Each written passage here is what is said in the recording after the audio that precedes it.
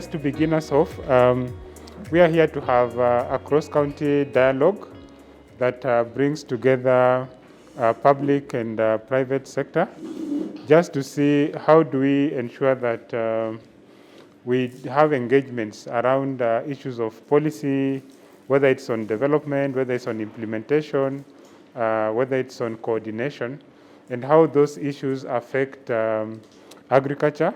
Because as we all know, in this country, the level of investment in agriculture is still very low. We are not yet there to the recommended 10%. So we also just want to see how do we create a forum where we can exchange these ideas, best practices, some success stories, look at what are some of the challenges that people in agriculture are facing, and how do we then come up with good policy regulations. Because you'll find maybe, because I've seen a number of directors here, maybe one in trade, he has a mission to ensure that people are trading very well. Maybe he has some rules and regulations, but now when it comes to agriculture, those rules and regulation in trade could actually impede movement when it comes to goods in agriculture. So how do we ensure that there's a good coordination between various departments, whether it's at national level or even at county level? And this program also has a good focus on youth and women. And as we know, most of those are the people in the agriculture sector. So we'd also want to see how do we ensure that these people are also included in the productive sector of agriculture. So those are some of the issues that we'll be discussing today. And we look forward to a fruitful discussion. We'll have an open forum, and we'll share more regarding that. So without wasting too much time, I'll invite one of my colleagues, Jabez, just to tell us what is the Agribusiness Program, because this forum actually is organized under the program that is supporting youth and women. So he'll take us through a few moments on what Agribusiness Program is all about. Then I'll invite another colleague to tell us what exactly we are doing in Kisii County. Thank you so much, Ernest. As you've heard, kwa majina naitwa Jabez Mutune. I work under the Agribusiness Program. I'm the program manager for Agribiz. I believe I've interacted and met some of you in the implementation of the program. So I just wanted to give a bit of highlights from a national perspective on what the Agribusiness Program is about, and also what we are trying to implement and achieve as a program under the Agribusiness Program. So the Agribusiness Program is funded by the European Union, and it's implemented by DANIDA and KCIC. It's a 5-year project, and we are currently in the second year of implementation. The Agribusiness Program was officially launched on the 6th of March 2020. This was just a week before COVID hit. So we were able to do a launch meeting at Strathmore University, but unfortunately, immediately we did the launch, COVID hit. So we had to get innovative and strategic in how we were implementing the program. And in that regard, then, we did not officially go to the counties in which we were supposed to be implementing. So we had to iterate and see how we can be able to start implementing the program, but from a virtual or from a central hub in Nairobi. So on the 6th of March, after the 6th of March, we launched a central call for application. And under that call for application, which was national-wide, we supported about 193 clients to be onboarded to the program and receive the support that we give. We are currently in the second year of implementation. And what are some of the things that the Agribusiness Program aims to do? So the Agribusiness Program is a 5-year program, and in the 5 years, we aim to support women and youth enterprises or businesses to build sustainable businesses that create jobs and also positively impact the community around them. So that is the main objective of Agribiz, in the sense that we want to enable that smallholder farmer who's at the village level and is looking for an alternative to employment and looking at agribusiness as a source of livelihood. How can we enable this business to build the right business model? How can we enable them to access the right markets? How can we enable them to access the right information for them to be able to scale and grow their business? Other than that, we also offer financing under the program. So if you're a small business and you're supported under the program and you're looking for financing to be able to scale your business, that is part of the support that the program gives. The program is being implemented in 8 counties, and you're very lucky that Kisii is one of the 8 counties in which the program is being implemented in. Other than Kisii, we have Bungoma, our neighboring county here, that is also implementing. We have Uasin Gishu, that is supporting the Rift Valley region. We have Isiolo, that is supporting the northern part of Kenya. We have Meru, that is supporting the mountain region. Then we have Machakos, that is supporting the lower eastern region. We have Kiambu, that is supporting the central region together with Nairobi. And finally, we have Kisii, and we have Kilifi, that is supporting the coastal region. So in total, those are the 8 counties in which the program is being implemented. For Kisii, we'll be able to share a bit more specific highlights of what we've been able to achieve in Kisii. But in total, currently, in the second year of implementation, the program is supporting 879 clients. So we have done 2 calls for application, one which we did, which was a central one. But then again, after we were able to come down to Kisii and we were able to sign the MOU together with His Excellency the Governor, we started the implementation process of the program. We did a first call for application, and out of that call for application, we have been able to onboard a current cohort of clients that we are supporting, and we'll talk about the services that we've been able to give them. Other than that, we also rolled out an idea stage competition that is called Vijana na Agribiz, which essentially is an idea stage competition for youth in the agribusiness value chain who have ideas, but they don't have the resources to be able to commercialize them. So it's a boot camp type of competition where successful applicants are brought into a boot camp. They are capacity built and helped to know how to package their business for pitching. And out of that process, Kisii was able to also be amongst the top 3 winners, where we had one of them win cash prize. So it's a cash prize competition where the top 3 winners are supported with financing to be able to implement their business. So in total, from the 879 clients that have been supported, we've been able to finance about 212 of them. And under the Agribusiness Program, we have 2 types of financing mechanisms. We have a proof of concept where if you're an idea or an early stage company, you have a business that is yet to start making revenues, and you require a bit of hand-holding for that business to be able to start generating revenue. You sit down with our client leads and our business analysts, and you structure an investment proposal. And out of that investment proposal, under the grant, we support to a maximum of 1.2 million. So out of that, then, we agree on certain milestones that you have to achieve, and we work with you to achieve those milestones. For example, I'm a young man, my father keeps cows, and I see an opportunity for us to venture into yogurt processing. So we sit down and we write the proposal together with the analysts, and we support you to get the equipment, we support you to get the branding, we support you to get KEBS certification, we support you to access the right markets for you to be able to go on shelf. And the reason why we do that is because when we do that, then that business is able to employ another 1 or 2 people. That business is able to indirectly enable someone along the value chain to have an added source of income. Under the loan, we have a concessionary type of loan, which we like to call result-based financing.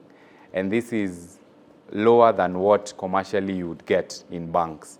So we try and help businesses that are already making revenue, but they are looking for cheaper alternatives or cheaper sources of financing.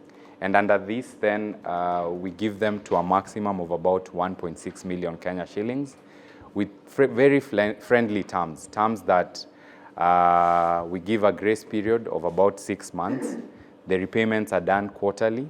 And for those that have been financed, which are about 115 under RBF, we give them interest rates of 6%. That is even lower than what the CBR rate is in Kenya. And essentially, this is a repairable financing. And the reason why we make it repairable is because it's a revolving fund. If today we help those 100 and they're able to pay back in 3 years, we are able to help another 100. And we keep that chain going around so that we can be able to create more impact. So in total, the amount of money that has been distributed under the Agribusiness Program directly is about 230 million over the last 2 years. We are still continuing to implement, and even the current cohort in Kisii will be with us until around June. So we'll keep on accessing new cases and keep on approving more cases within the agribusiness value chain that require this type of support. Finally, we currently have an open call for application. I'm sure some of you were involved in the sensitization meeting that was held about 3 weeks ago at the ATC. We are calling on youth and women who are interested to be part of this program and who are looking at this opportunity as one of the opportunities that they can be able to leverage in Kisii County to scale their businesses. We are still not where we want. As of yesterday, we had, in terms of online applications, we'd only received about 250, and we are looking to at least get more. And this year, hopefully, we can support between 80 and 100. So in a nutshell, that's what the Agribusiness Program is doing. We are really appreciative of the support that we have received from Kisii County, directly through the Office of the Governor, and also directly through the Ministry of Agriculture, through the CEC, and the Chief Officer and the staff and the directors. We are really appreciative of the continuous engagement and the continuous support that you're giving us. We're also setting up a business incubation hub and access to facilities. We not only provide services, we'll also have a physical space where businesses can be able to come and sit and interact and access internet, do meetings, be able to share business ideas and proposals with the analysts. The hub will be based at the Kisii ATC. It's currently under construction, and hopefully it will be up and running in the month of November. And we welcome any of the participants and the people who are being supported into the program to use that hub, because it is for the people of Kisii. So thank you very much. I think we'll talk more. I'm here and we can interact more about the program, but also we'll give you very specific highlights with regard to what exactly is happening in Kisii County and under the Agribusiness Program. Thank you, Jabez, for those insights about the program. So before I introduce our hub manager based in Kisii, I would want to invite the county official, Director Arase, who will, I know he has a number of colleagues who could want to say a word or two, then he could close by opening this forum. So I'm here representing the CEC in that particular ministry and the two chief officers, the chief officer for fisheries, livestock and veterinary services, and the chief officer agriculture. They are held up in some other meetings. I'm actually late. I'm supposed to be in another meeting with the auditors. That's why I have requested that I talk and then open this session. And then I leave you continue, but we'll join you later. First, I want to thank Eric with your team from KCIC for having chosen Kisii to work with you, for having chosen Kisii as one of the counties where you would want to work in. Taking into consideration with the stakeholders we have in this room, you can realize that we have directors from mostly from agriculture and trade. In agriculture, we produce, or we do the production, and then we take whatever we produce to the market, where we have trade. And that is why we chose actually to bring in most directors from agriculture and trade. During the introduction, you could realize we have the director from veterinary services, livestock, fisheries, trade, and so many others. When I look at the chart, you realize it is the issue of agriculture. All this is agriculture. And it comes from agriculture and then it goes outside. Then another thing with the introduction, most of the groups that introduce themselves, they are stakeholders who are doing now the actual farming in different value chains. And all these, after that they have prepared it, it goes to the market. And the market is trade. The manager has clearly put it that they are doing lending of financing to these kind of groups. And from the write-up that we received, it is talking about the youth, the women. I don't know why you don't talk about men, but women, it includes men and women. And it is men who empower the women.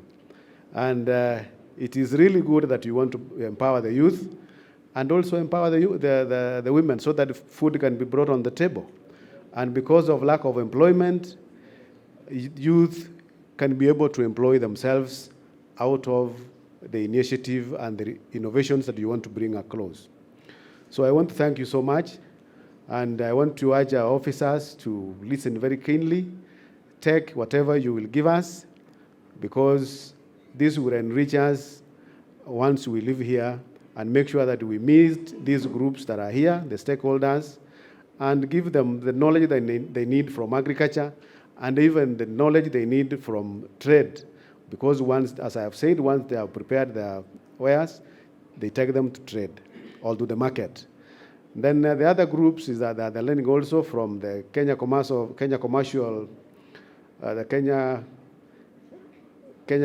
Chambers. It's also a business entity. So you really chose the right group to come and share with what you have. Yeah, so as it has been mentioned, we are here in partnership with Kisii County, and just to look at the issues affecting agriculture, not just in Kisii, but the wider Lake region area around this area. So those issues will come up when we move to our open forum, where we'll have quite a number of issues that will be brought out. So I want to invite Eric to quickly take us through what is in Kisii. Then we'll move to the next session. So, like my colleague said, we signed an MOU with the government of Kisii to host the Agribusiness program here. The program, the Kisii Hub supports 8 counties. That is Nyamira, Bomet, Kisii, part of it, Migori, Homa Bay, Kisumu, and Narok. So we set foot in Kisii this year. The first call for applications was launched in March 2021. We were aiming to onboard 100 clients, of which we balanced 40 were early stage startup companies, 40% were SMEs, and 20% were CDOs or separate groups. That is just a highlight of how the selection process went. We received a total application of 1,228 in the first call for applications. Then, through the first phase of review, we were able to narrow down to 436 applications. Then the second review, we narrowed down to 120. We narrowed down to 99 applications that were successful, and those are the ones we onboarded in the first cohort of applications. First cohort is as highlighted there. Early stages, companies are 29, up to 24. SMEs are 38, CBOs are 37, and that gives us a total of 99. In that distribution, how are the recruitment? Kisii got the biggest chunk. 49 clients come from Kisii. Nyamira got 8 clients, Kericho 2, Kisumu 18, Migori 12, Komobe 7, Narok 2, and Bomet 1. Those are the clients we have under the Kisii ahead. So the value chains we support, like we said, we target every value chain in agribusiness. So these are how they're distributed. Livestock and animal husbandry, we have 26 clients. Processing, we have 19 clients. Conventional farming are 18. Agriculture input and extension services are 17. We have 6 clients in fisheries. Manufacturing and value addition, there are 4. And 9 of the clients are doing agriculture. What are the services that we offer at Agribusiness? As my colleague has given a high-level presentation, we do business advisory as one of them. Under business advisory, we do trainings, entrepreneurship training, value chain, and business linkages. We do developing bankable business, we are calling them investor readiness, preparedness. We also do technical trainings and additions, in addition to business modeling, financial modeling, and the rest. Those one comes under business advisory. We do mentorship and coaching. That's where we do a bit of counseling, guidance for successful businesses. We do linkages with successful businesses so that they can also share experience. We do exposure visits for them. We also do forums where they share experiences and also form associations. We do teaming and work trainings. We also do one-on-one coaching with our business analysts and other experts. The third service that we offer is access to information. That is, we provide the participants with local and conferences. We also link them up with research institutions. That's where we have Carol here. We also do linkages and with the exhibitions and trade fairs that we talked about, and also linking up with other businesses that can also give them more information. We also do asset finance. I'll not go much into it because my colleague talked about it. We have proof of concept financing and resource-based financing, and the limits are highlighted there. Then the rest is just for us to track success of what we are doing in terms of business support. Currently, there's a second call for applications which is running. This was opened on 7th October 2021, and most of you were present. Initially, we planned to close the application today, but we've given a two weeks window. We've extended it to 12th of November 2021, so that we can be able to receive more applications. With this scope of application, we are targeting to onboard 100 for the second year of this program. So thank you very much for listening. And that's where we are as a hub with the end of this program. And we are hoping to achieve more now that we are developing this stakeholder approach of delivery. I want to take this opportunity once more to thank you so much for finding time to come. I know we are very busy, but having been invited to this very important meeting, you have really honored it, and we are grateful. I want to thank the leadership of KCIC as a whole, as they are represented, for also taking their time and choosing Kisii among other counties to work with. Because our CC is busy and is required somewhere else, I would take this opportunity to welcome him to give us the overview and where we are here. Our CC, sir. Tumpigie makofi. Karibu waziri. Thank you very much, Director General Bwana Rasa. First and foremost,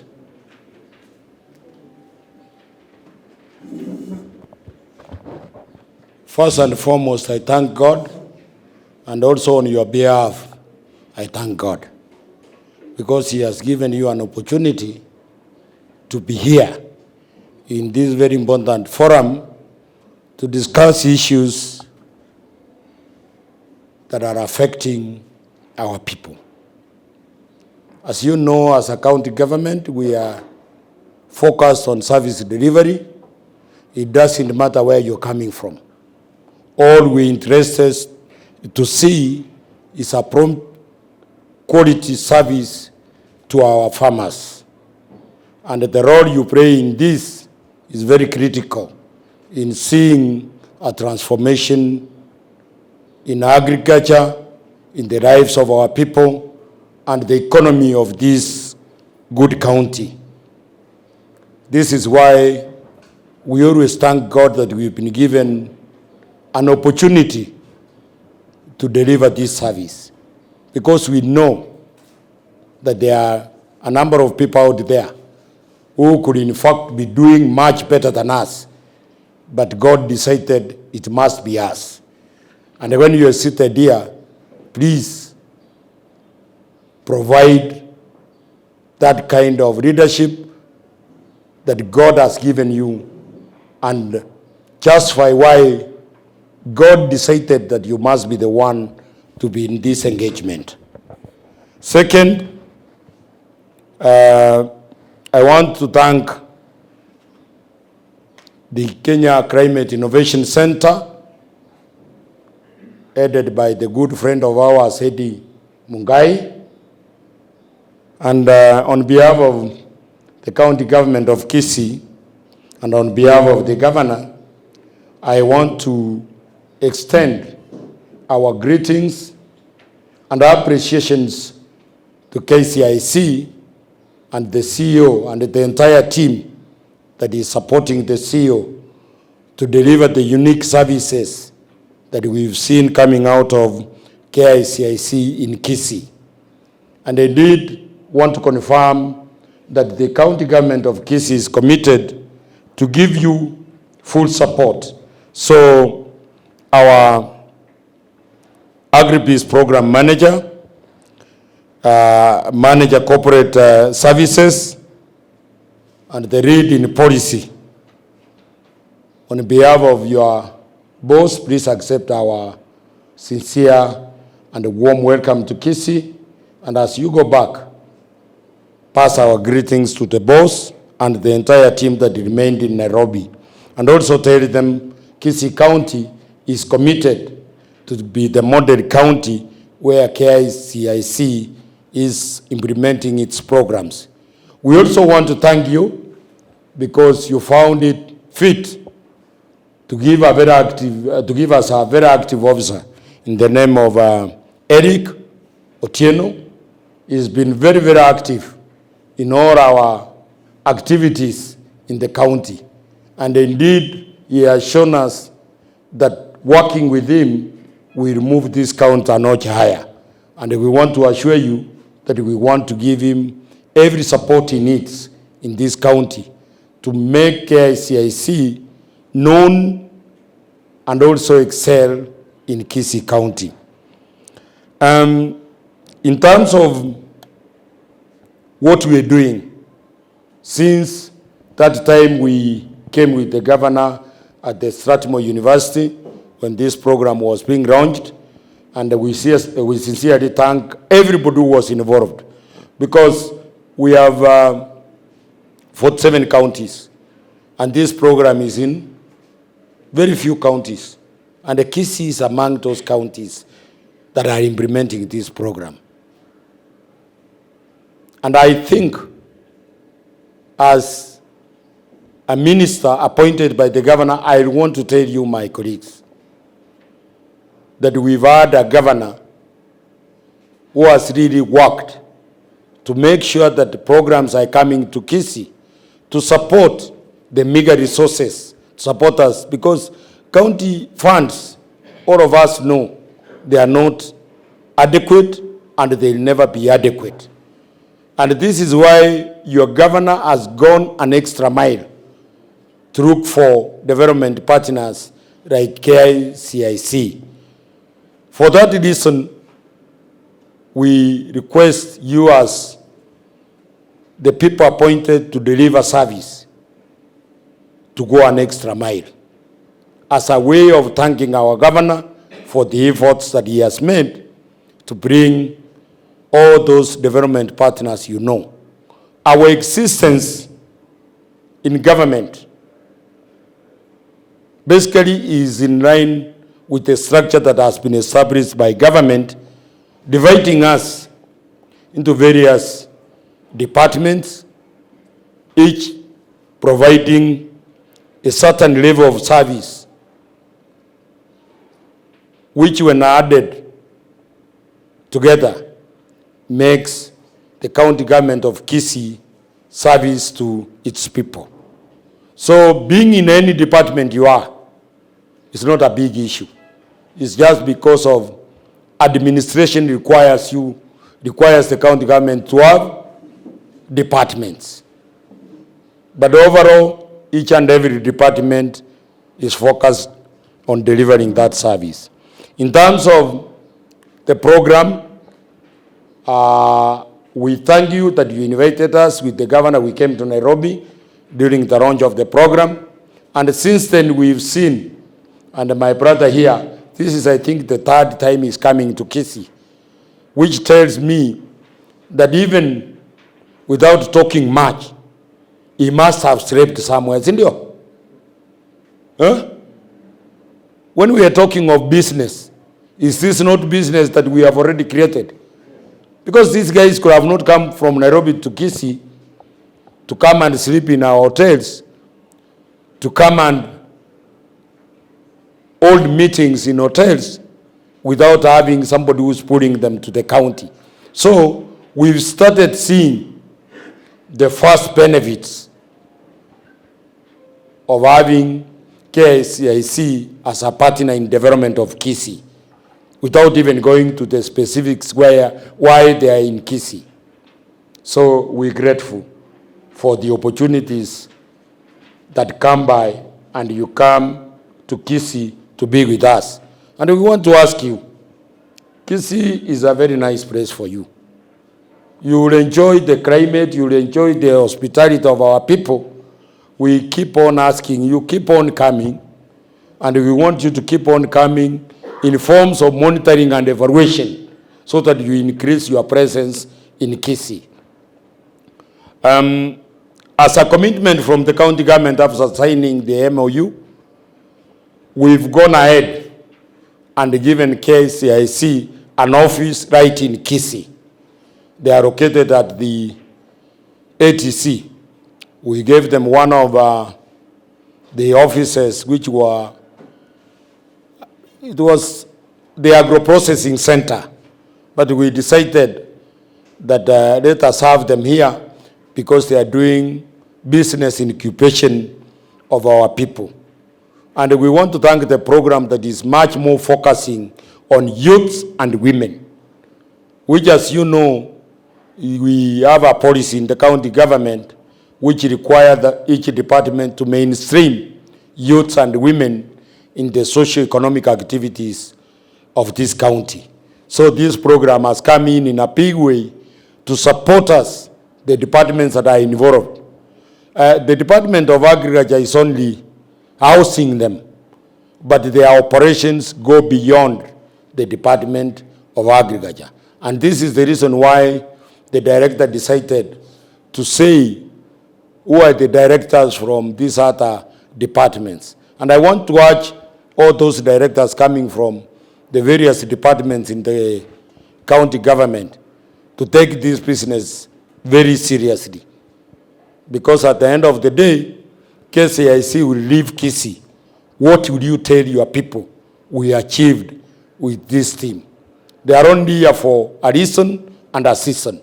So we should be aware that their time is coming to an end. Then we should be now, as they start the implementation of the project, we need to find ways, strategies on how we are going to sustain whatever they are coming with in this county. I am really impressed that since KCIC came to Kisii, and my colleagues can attest to this, we've had one of the actors in the value chains. Renak, I don't know whether you invited this team. Renak is here.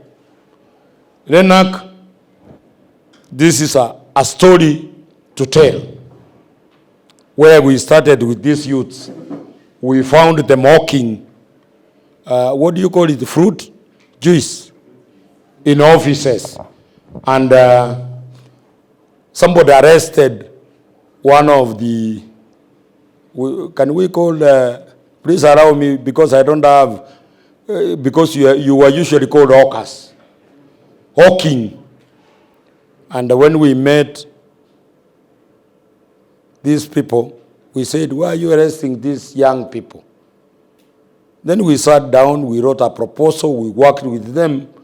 Then KCIC found us working with these guys.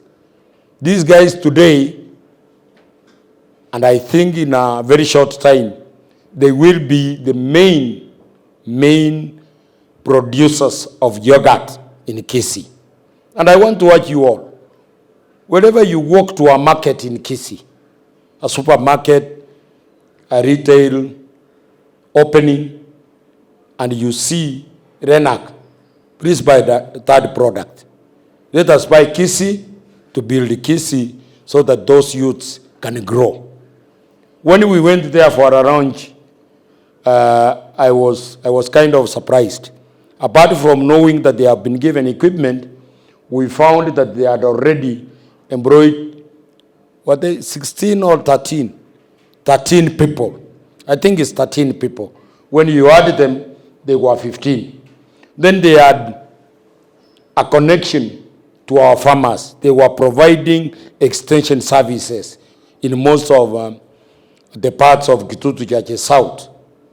And this has kind of lessened the work of our officers because these people are providing the extension service of pass through our hands. They are doing what my extension officers require them to do. That is a cooperation that we are proud of, and the KICIC has come on board, and I think you are going to go far. I've heard there are various actors in the various value chains, avocado. There is a lot of business. A lot of business, you actors, there is a lot of money, a lot of potential. And indeed, a number of scholars, a number of economic planners are now telling everybody, if you want to be rich, go to issues of value addition in agriculture. And we've come to a point where we say, the next millionaires of this country, of this world, will come from agriculture. So as people are mentoring the agripreneurs who are coming up, let us encourage them and tell them they are the next big employers, they are the next billionaires in this county, and indeed, they can make it. The market is there. The market is there because most of the time people argue, my brother, people argue, you know I'm producing, but where is the market? What you are lacking is not the market. It's information where that market is. On how to deliver whatever you are producing to this market. The internal market is so huge that you do not even need an external market. I want us to think of the population of Kisii and look at this population every single day. Whether they like it or not, they must eat something. And that something that is going to be eaten must be farmed, must be transported, must be traded.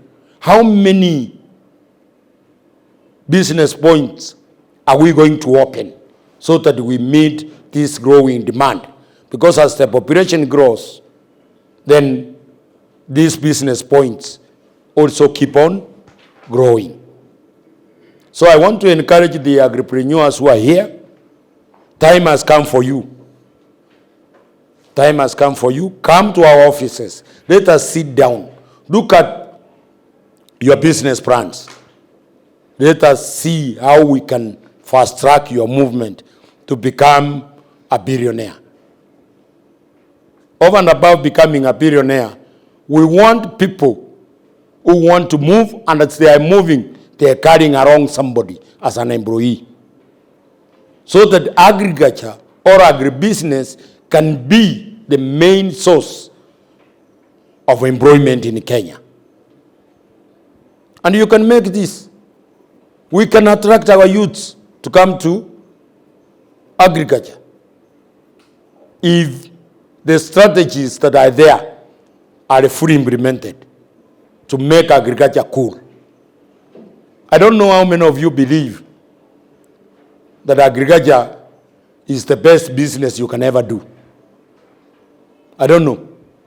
But I want to tell you, even as officers of government, start doing something in agriculture. If you want to grow and have where you retire to, start doing something in agriculture. In all this business, and this is the reason why you're here today, we need to interact, we need to understand where are the bottlenecks and how our friends like KCIC can come in and unlock that potential. So as you sit as directors with the stakeholders, be open, discuss, because you understand where the bottlenecks are. Let us not focus on the success, on what we have achieved already. Let us look at what are these bottlenecks. When we talk of trade, and I don't know why trade you have only 2, 3 officers here. I needed to see the entire team in trade. Being an acting CC in trade and also a CC in agriculture, I want us to move with a lot of speed so that we can turn the economy of this county. Trade, you have a major role to play in these issues of food production and food business. You give licenses, you correct levies, and so many other things. You open markets, but the markets you allow to be opened, you need to liaise with agriculture, you need to talk to these people of public works, so that when we are doing markets, Mama Mboga, shades that you do, let us do shades that meet the standards, the food safety standards. And KCIC is coming on board. Of course, we call the people we are developing agripreneurs. But basically, they are businessmen. And the businessmen are under trade. So trade, you must work with agriculture. We are building, people will give you tax. So you need to support agriculture to give you more and more of these people. Tunaelewana again? We can talk about this topic all day. But let us remember one thing. Our good friends, development partners, as I said, they're here for a reason and a season. Let us capitalize on their presence. Please do not allow people like Renak now. We've supported them. They have reached a point where we want to ask them, how many people have you employed? What is your turnover? Are you making money? Those are the questions government officers need to ask people like Renak. We stop this idea, for God's sake. Supporting one and the same person, year in, year out, a development partner comes, tunasukuma huyo tena kwa huyo. Mwingine akikuja, tunasukuma pande hii. That person will never change. Will never change. If that is our thinking, that's a thinking I I'd always want. We put it in a box, then do 100 meters dash. Then when we are there, we start thinking. We do not start here. Kwa sababu hapa kuna enemy yako hapa tumefungia kwa box. Tukimbie, tuende kuanza kufikiria uko mbele. So that is when we can develop. I know you have a lot of issues to discuss. And we want to thank Eric for organizing this thing. We have now officers from Nairobi coming to talk to us, coming to make us engage, see certain things that we don't see. For me, I can say I've already made my legacy. Because when I do my CV, development partners, I list KCIC and all those other programs. During my tenure, I brought these people to Kisii County to assist our farmers. You as technical officers, as implementers, you cannot list. Yours will be, these people were brought by the governor and the CEC to Kisii. And this is what we took to our farmers, our people. So I know I can talk and talk and talk because we are headed to politics. My talking might convince some of you to ask me where I'm headed so that you can follow me. That is why I talk. So because this is very serious business, we don't want to go that route. Why I talk too much is at the end of my 5 years in office, having had a governor who has supported me, having had a governor who sends a team from the department to go and talk to development partners, having a governor who convinces development partners to come to Kisii, what is it that our farmers, our traders in Kisii will have after I leave office in the next like 10 months? My brothers and sisters, you turned me from, I want to feel that this is not my field. This is not. My field, simunajua field yangu is aviation, is not just security. You must start with aviation. That is when you are talking of my profession. My field is aviation, safety, and security. Hata nikiwacha hii kazi nitaenda huko. We are very few in Kenya. That is where governor got me.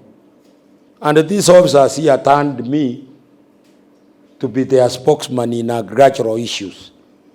And I think until today, you couldn't believe sikusomei maneno ya agriculture. But today I've told you I never went to school kusomei maneno. Lakini I have an interest in farming and I have an interest in transforming our people.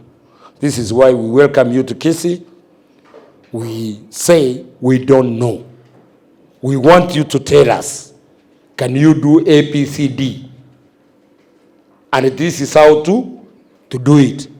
Then all of us will support the idea they have come up with. I also want to announce here that now KICIC is a member of the Kisii CASCOM. CASCOM is a forum we've created where all stakeholders in the agriculture sector will be meeting to discuss issues related to agriculture. It is the forum that is going to enable consultations, collaboration, cooperation, and communication amongst the stakeholders in the agriculture sector. I therefore want, as I've said, to announce that KICIC being a stakeholder, we now officially invite KCIC into the CASCOM committee of Kisii.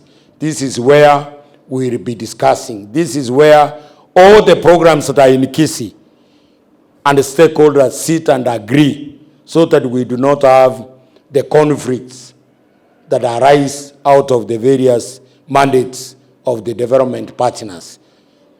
And this, I think, will help our county to be more focused and to move much faster because we'll be working as a team.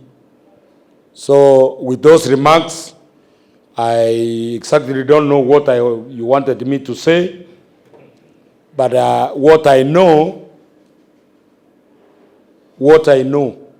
I've spoken the mind of my governor, what he wants to see in terms of, he wants to see a transformed agricultural sector in Kisii.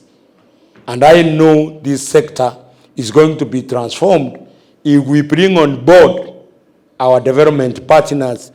They sit and work as one team. Yes, they have different poses up there, but in terms of implementing their programs at the county level, they go one direction. So that is what my governor expected me to speak in this forum. All the other issues as pertains to this program, si wenyewe wako hapa, si niwaachie waongee mambo yao, na mimi kazi yangu ikuwe ni kusikiza na nyinyi. I want to thank you for giving me the opportunity to speak to my people. They know I speak, but to speak to my people while you are also seated there is a wonderful opportunity, and we thank you for coming.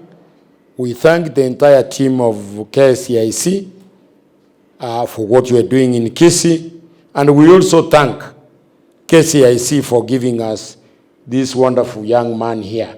We will work with him, we will mentor him. One day he'll become a great man. But we also want to push him to know how to do things. Sini namna hiyo. I have very experienced officers who turned me to an agriculturist. They can turn you to be a great man. And your bosses here, I know, they always give you support. Thank you very much, and on his behalf, thank you very much for the support you are giving me. Asanteni na Mungu awabariki. So thank you, and I think as Waziri has said, the issues that are there which now we need to discuss, and I don't know if I can give an opportunity to the Director Trade if you had any issue you wanted to say before we go into a plenary. As our minister said, the Department of Trade, our business is to ensure that the products from agriculture, the value addition done benefits our community and our people. They come in somewhere in the value chain to ensure that their businesses prosper and they are well taken care of from what stems from the agricultural sector. We are here to partner with the Agribusiness and other stakeholders to ensure that the economy of our people in terms of trade is taken care of.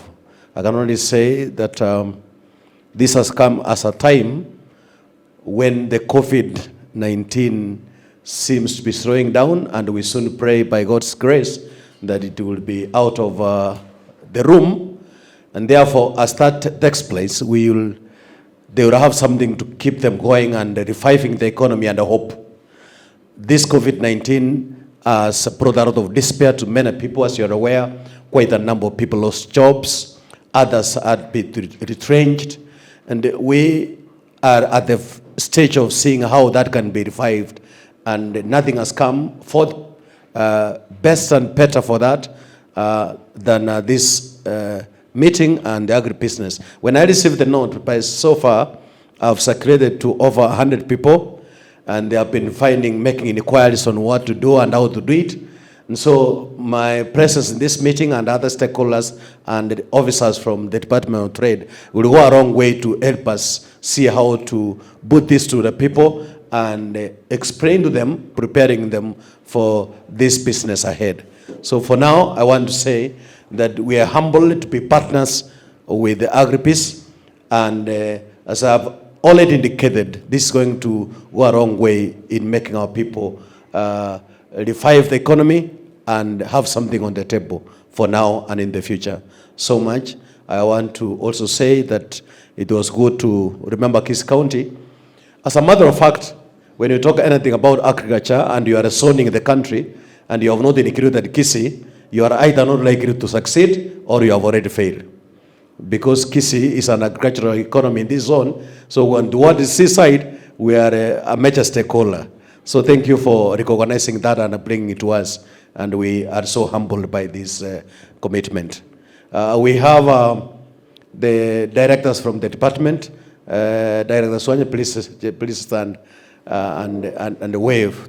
Director Administration, Department of Trade, Tourism and Industry, wave to the people because you had greeted them at the beginning. Nawasalimu mjambo. Welcome to Kisii, our partners, and we are ready to work with you. We have Director Patia, who came in on behalf of the Chief Officer. Because of that representation, I'm sure he will talk at the end or most likely close this function.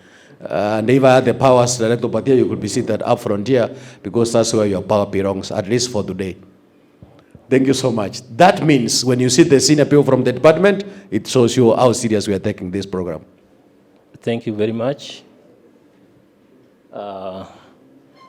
Bwana Director, and I just start from that note where you said that with the kind of representation we are having from the county government, it really shows the seriousness with which you are taking this dialogue forum.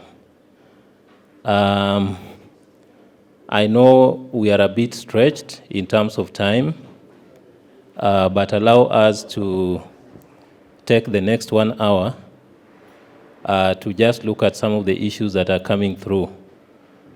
This particular forum actually is meant to kind of bridge the gap between the government, and that is the county government, and other stakeholders who are in agribusiness. And of course, we also recognize the role played by partners such as NARIP, SDSP, and also Abdp, and other partners who are within the agribusiness sector. And we also sincerely thank our clients, that is the businesses that we support, the agribusinesses that we support within the county. We appreciate them for getting the time to be here and to share with us their experiences. As we said, the Agribusiness Program focuses on women and youth. And women and youth, that was so deliberate. That was so deliberate because of the challenges this particular group faces with regard to entry into the agribusiness sector. Of course, there are issues of resources, there are issues of capacity, where they need skills. There are issues of, when we talk about resources, the issue of ownership of resources, ownership of land, we know what it means within our context when we talk about who controls the productive assets.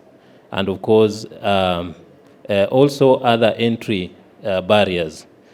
So for us, as KCIC, one element is to build their capacity, ensure that they have resources for those who lack, because there are those people who have the resources but they lack the capacity. There are those people who don't have both, but they have the idea, So that is where we come in.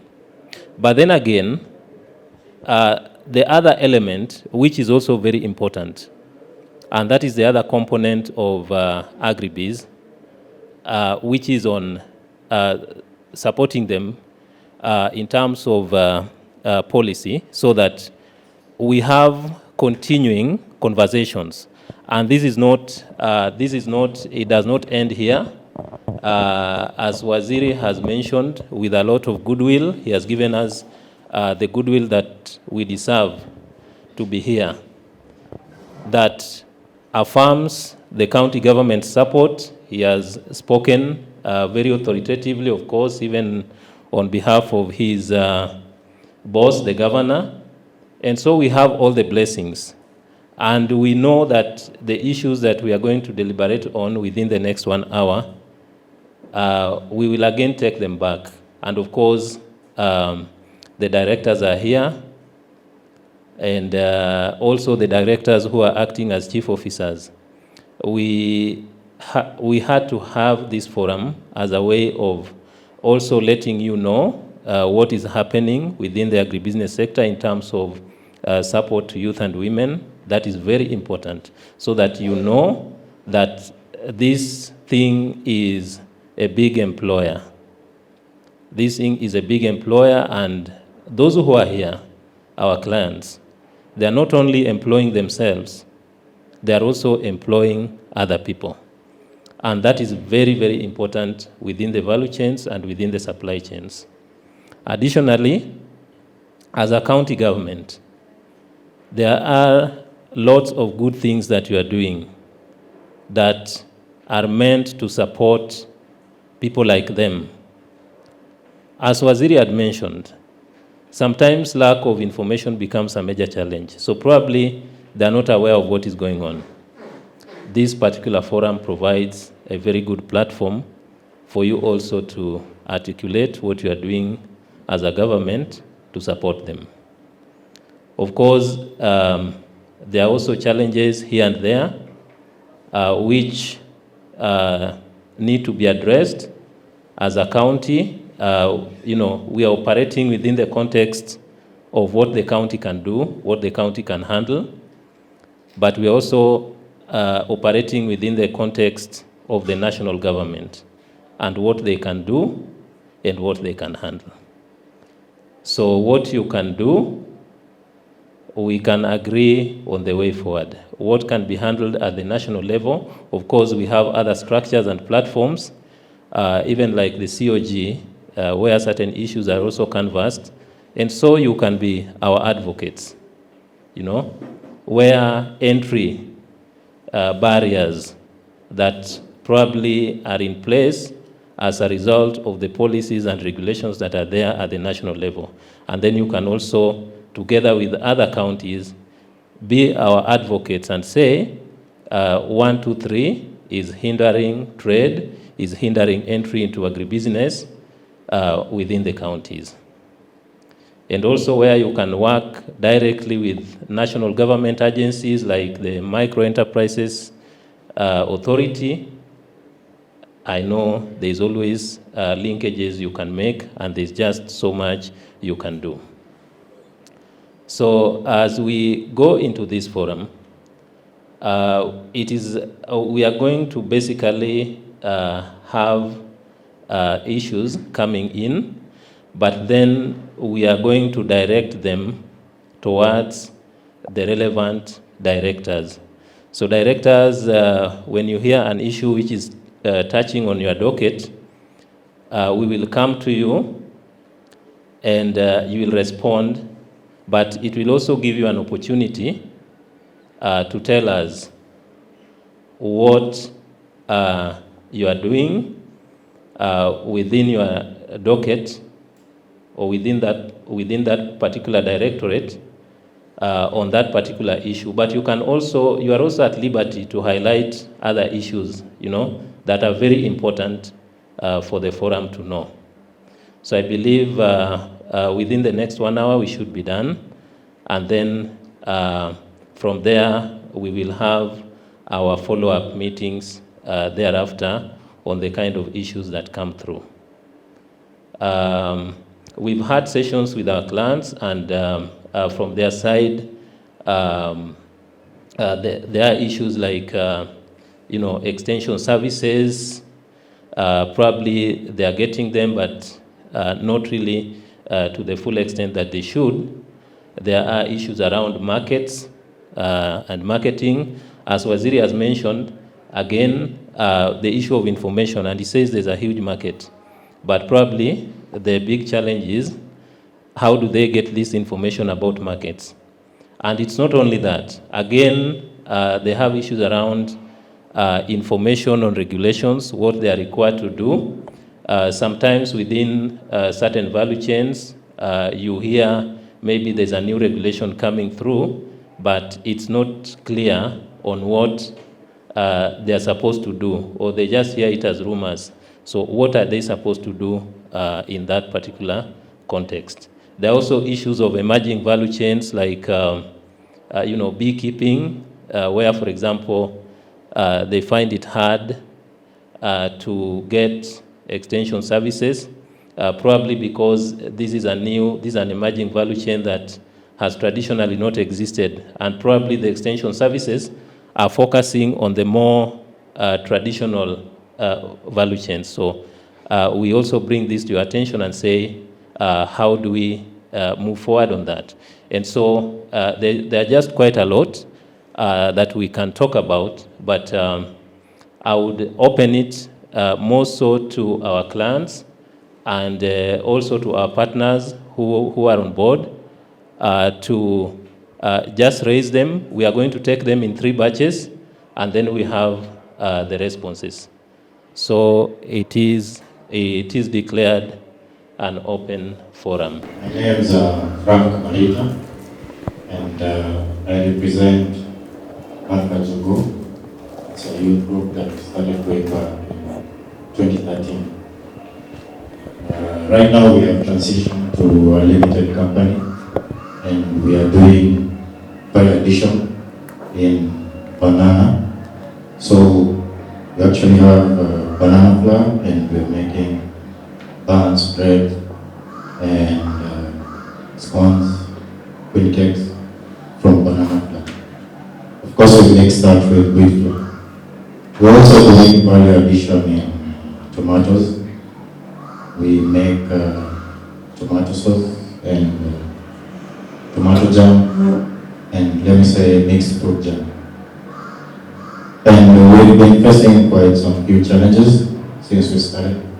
I would say we started tomato sauce way back last year, but actively this year around September.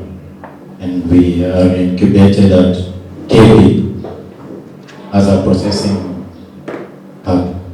So basically, I would like to put across this the issue of policy framework. Maybe it will go directly to the docket of trade. We do realize that in Kisii, we have quite a number of supermarkets that have come in. Just recently we had equipment, and when you walk into the shelves, you find quite a number of products. Most of them are not that much from Kisii. For example, personally, I do tomato sauce, yeah, but it's quite difficult for my product to be on the shelves, yeah. But we have the biggest competitor, who is True Foods. True Foods produces zesta, right? If I'm not wrong. So the thing is, I was thinking maybe if the county, or rather the stakeholders concerned, can come up with some particular policy framework that can actually encourage local producers to have their products on the shelves, especially here in Kisii. Like, for example, they can have maybe framework that would maybe tell the supermarkets to have a shelf particularly for our local producers. Yeah, that's one aspect that I was thinking about, because in that way we are also promoting the local producers. We are making use of our raw materials. You see, we are also creating employment for our salespeople. We are giving a boost to the economy, of course GDP, and there are very many issues. So maybe we can take that into ask it. Okay. Okay, thank you very much. That is an issue on markets and marketing. And of course, one thing that I have to add on that front is that this being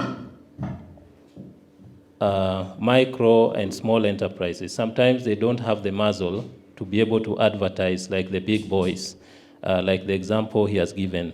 Of course, we know we are in a free market economy. We are not chasing anyone out of the market, but we are saying how can we also make them be competitive, so that if you are producing, let's say, yogurt, or you are producing jam, or any product that is being processed around, can we also encourage the markets that we have, and more so the formal markets like the supermarkets. So that is what I get from his point.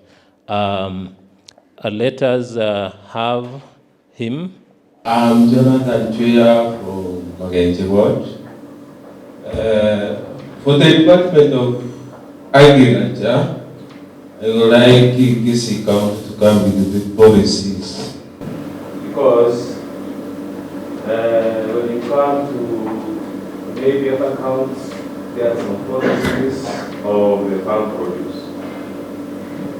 When you want to buy a product from the farmers, we should not allow people maybe from nowhere to come to this counter and buy a product at a low cost.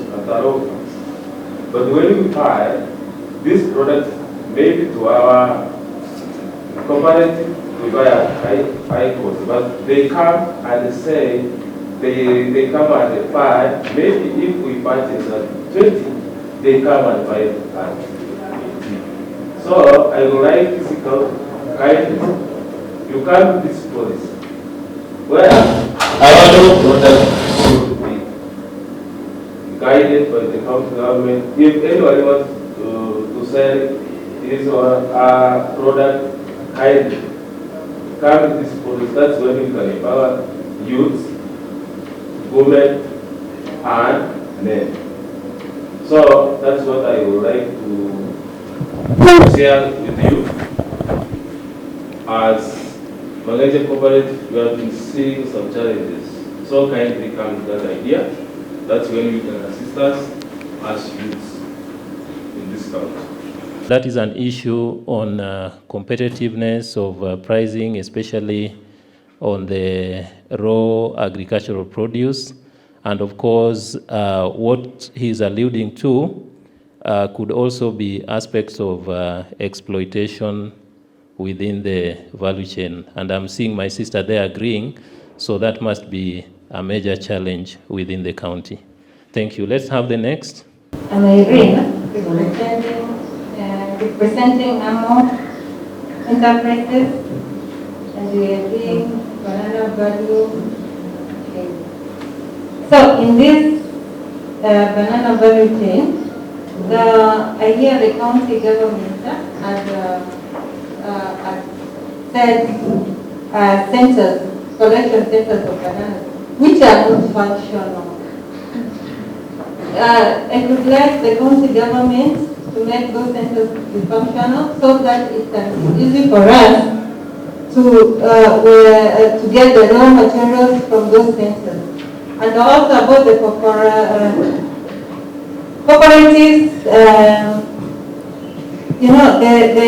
the farmers, if the cooperative will be functional in the county, the farmers will bring their products to the cooperative, and at the end of maybe you set the county government will set a policy that the banana farmers can bring the bananas to those cooperatives. At the end of the month, they get to their money. So I'm voicing for the limit. In Kisii, you find that along the roads, that is where the women sell their bananas. And in that way, the value goes down. So consider those women. Bwana Chief Officer, I know some of them are touching on agriculture, but most of them are touching on trade. With your guidance, then, we should know where we are directing the responses from. Definitely that one I would want it answered by Director Trade, Dr. Kiage. You got the issue of we know, as we cannot restrict anybody from selling his goods, that one we cannot. What we need to do, before maybe the director responses, we have what we call advertisements, how to make your goods known, how are they made, what are the benefits, so that you can compete with other goods in the market. I would be bringing my goods from Mombasa, but the same goods are being produced in Kisii. It will depend how have I done the market understand what I'm selling. Like as we understand, we are using, or we have Safaricom and Airtel. So if you look at the two, the adverts that they have made,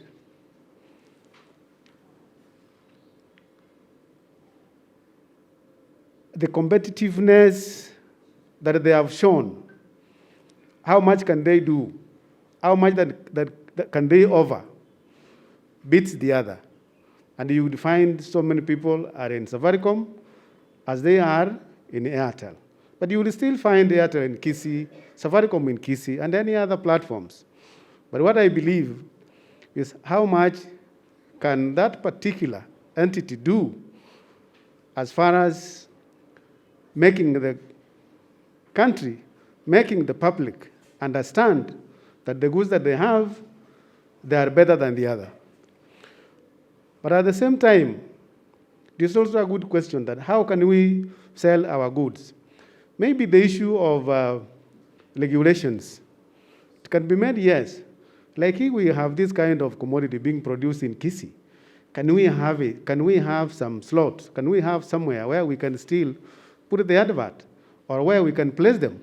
But it will also depend how good are they over the other.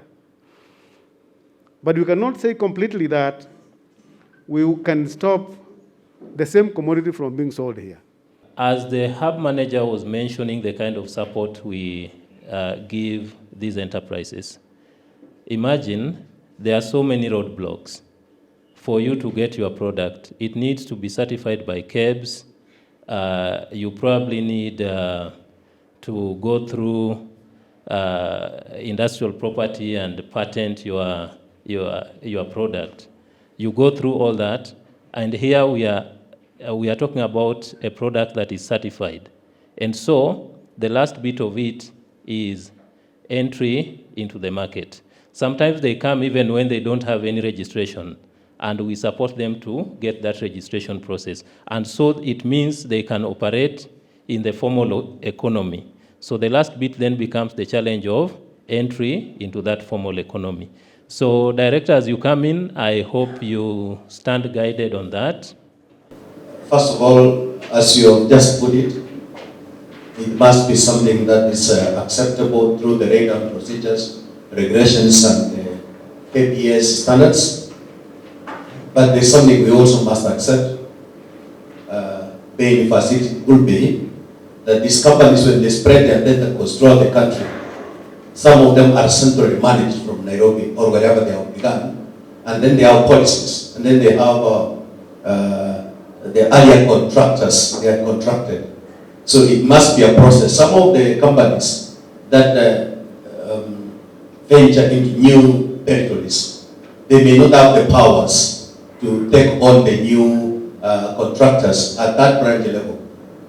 We tried, for example, to do something with KCP, but it couldn't work. They had to refer to the Nairobi headquarters, and then it couldn't work because of some hitches. So sometimes the companies you see around, their hands are tied. They may not just easily come and say, sell to us. They have to get the procedures done, and from their associations, what are the protocols before they accept a particular product. And it also must be noted that even as much as we want to sell, we also must ask ourselves whether we are able to meet the demand, because they will be taken in large quantities that you have to supply for a long time. And then there are other logistics. These are free economy, so before you restrict them, it's a bit tricky. Those those other companies through the middlemen, exploitation through the middlemen, and laying down policies and regulations. You know, to control the middlemen or whatever, it's either through policy or through legislation. Both of which must not contradict either the existing laws or the constitution. So when you go that way, it's not just to wake up in the morning and say, can we all sell through this? Now what would be important is our people to understand or how to organize themselves. Let me just put this as an illustration. There are some parts of this country, particularly from Nairobi, where people come up with associations anytime. They want to do something, they form an association. They want to do something, they form a cooperative. So that you find so many of the cooperatives, so many of the associations are headquartered in Nairobi. But other parts of the country, they may be doing the contrary. You want to sell something, you have no association, you are not in the cooperative, who speaks for you, it becomes a challenge. So the more you are organized, the further you will go. Recently, there's an expo in Dubai, and I was tasked to look for organizations which meet certain criteria. So far, I have not got the responses. I sent messages to over 20, I told them to respond, get back to me, and each is crying for one or two things that are not, they have not met. So sometimes, number one, before we ask what we need, some people need to do to us, let us ask ourselves, what are we to do right before we are organized? So let us get to know how we organize ourselves into associations, into cooperatives. As a matter of fact, if you went to our neighbor, let me use a very small scale. If you went to our neighbor here, in this county here, Bonjari, at one time we were passing through that constituency and we found soybeans being sold by the roadsides and they sleep there. Nobody touches them. Nobody tells, and that's a policy, that's a community engagement, and agree that this is how we should do our business. So if we really get organized and say no selling to a middleman, and we organize and get in touch with the cooperatives and other people and agents, then we shall defeat these people here. Instead of just going to say, can the government organize for us? With the government, through in the Ministry of Agriculture, there's the cooperative department. They can organize us, they can organize our people, and then you get to defeat the middleman. Because the free government policy, you may not stop anyone from selling or buying. So it is you to devise a mechanism through which you defeat these exploitations. And it's important also to note that it takes time for a legislation at the county level or even a policy from the government at county level to be effective because it's a wrong procedure. It has to be discussed and agreed and through public participation. So if you want short-term gains and short-term benefits, it may not just depend on the legislation. It may depend on our own organization. Probably some things which will require more time. But the thing is, the conversation does not stop. We continue with the conversation. And of course, the message that you've also had for the agribusiness enterprises on the formation of cooperatives, that is also a challenge to them. Only that should actually be very deliberate from the government in terms of their messaging to eliminate some of these challenges that they go through within the supply chains. So thank you very much. The other question which has not been addressed is on the banana collection points. As part of the small policy by the Kisii County government, the Department of Agriculture, one of our key targets was to come up with the value chain cooperatives, specific value chain cooperatives. Part of the cooperatives, that's the value chain cooperatives that the county government has facilitated and has really succeeded on is the dairy cooperative. You know, the coffee cooperative when it was almost falling down. And then there's avocado cooperative and the banana cooperative. So those cooperatives have been registered. We have Kisii County Banana Producer Cooperative and Marketing Society, similar to the avocado one. And part of the strategies was just to allow the county government mobilized the farmers to come together and talk with one same voice, so that we avoid the issues of being exploited by the middlemen. And part of this is the establishment of temporary banana production centers. Don't look at the banana production centers as a building or as a tea buying center building, because banana is a highly perishable crop. And if we encourage more of infrastructures that can allow this crop to be stored there for more than 24 hours, that will lead to 32 to 40% loss. So these banana production centers that were put under the banana cooperative, the farmers themselves that we mobilize, we build their capacity, were trained by the cooperative and agribusiness directorates, so that these farmers can speak with one single voice. That small production center, somebody coming from Nairobi, from Kisumu, from anywhere, coming to buy their bananas, can meet the farmers at one similar point. And at this one point, we had to look at the issues of elimination of selling by bunches, so that the farmers can now start up on sell by weight. This is what the banana collection centers came in. And in each collection center, like we have 105 banana collection centers that are temporary, managed by the farmers. Where the farmers bring their produce together, the product comes in, or the retailer comes in the bag, and then the farmers have only one elected official to deal on a specific day. So if somebody comes in with this vehicle to come and say he wants bananas, then the official, who's a farmer, he needs nectar or non-nectar, will say, you don't want any 14 shillings, you don't want anything. So how many kilos do you want today? So these are the issues that we came up with, the banana production centers, to do marketing. Part of one of the channels of marketing is those traders coming from outside the county with long, huge vehicles to come and meet the farmers at one point, who are speaking with one single voice. This is our price, and these are the volumes. If you want this number of volumes, come on such a day. 2, the collection centers are also going to serve some small percentage of about 24% of that produce being delivered into our upcoming banana processing factory in Kisii, ATC, which will start operations, I think, from the month of March very soon. This is part of the collection center's responsibilities, so that the person, the entrepreneur, the investor, private investor who is going to operate this factory can meet the produce at one central place and pick the percentage that he wants into the factory site. But these banana collection centers must never be permanent premises infrastructure, because that will encourage rotting post-harvest process. I can add my voice to what he has said. We are developing a market chain for milk. We're fighting a way of having the produce get to the market in an organized way. So we are setting up collection centers. Some of them we are constructing them, and installing coolers, equipment able to chill the milk, but also provide pasteurization.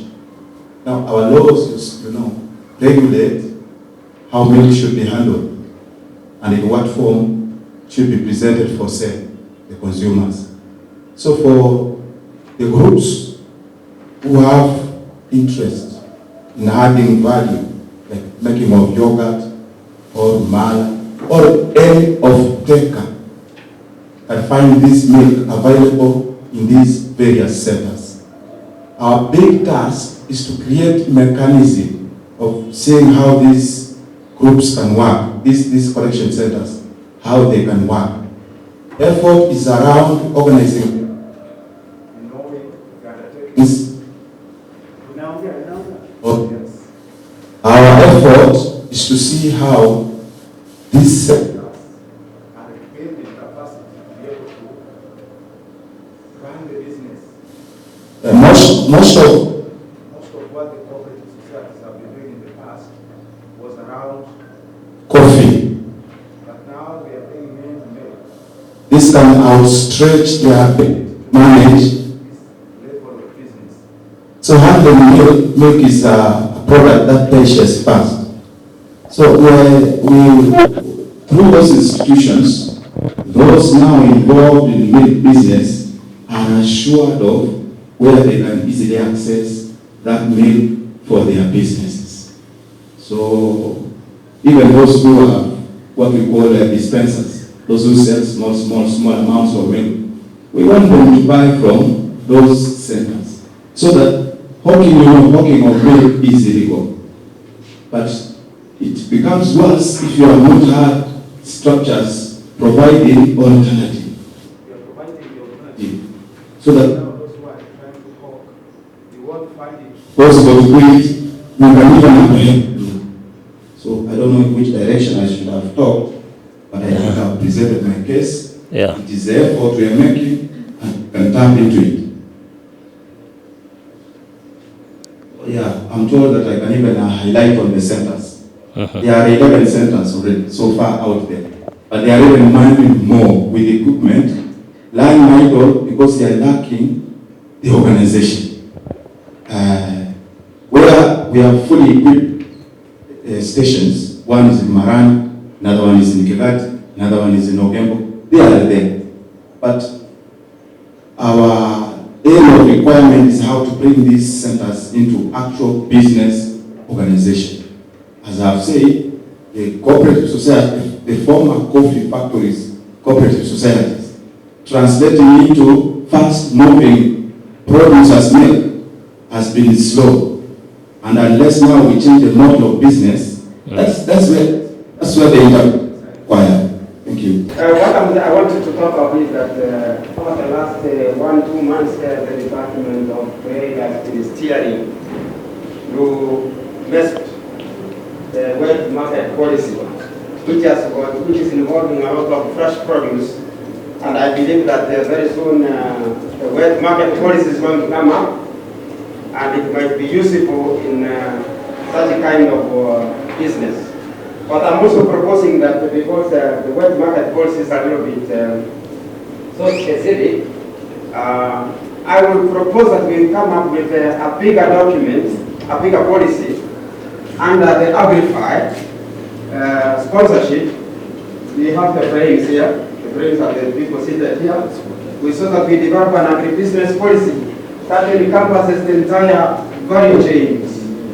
That will assist this forum in doing the right business in the right way, at the right time, for increased income and employment.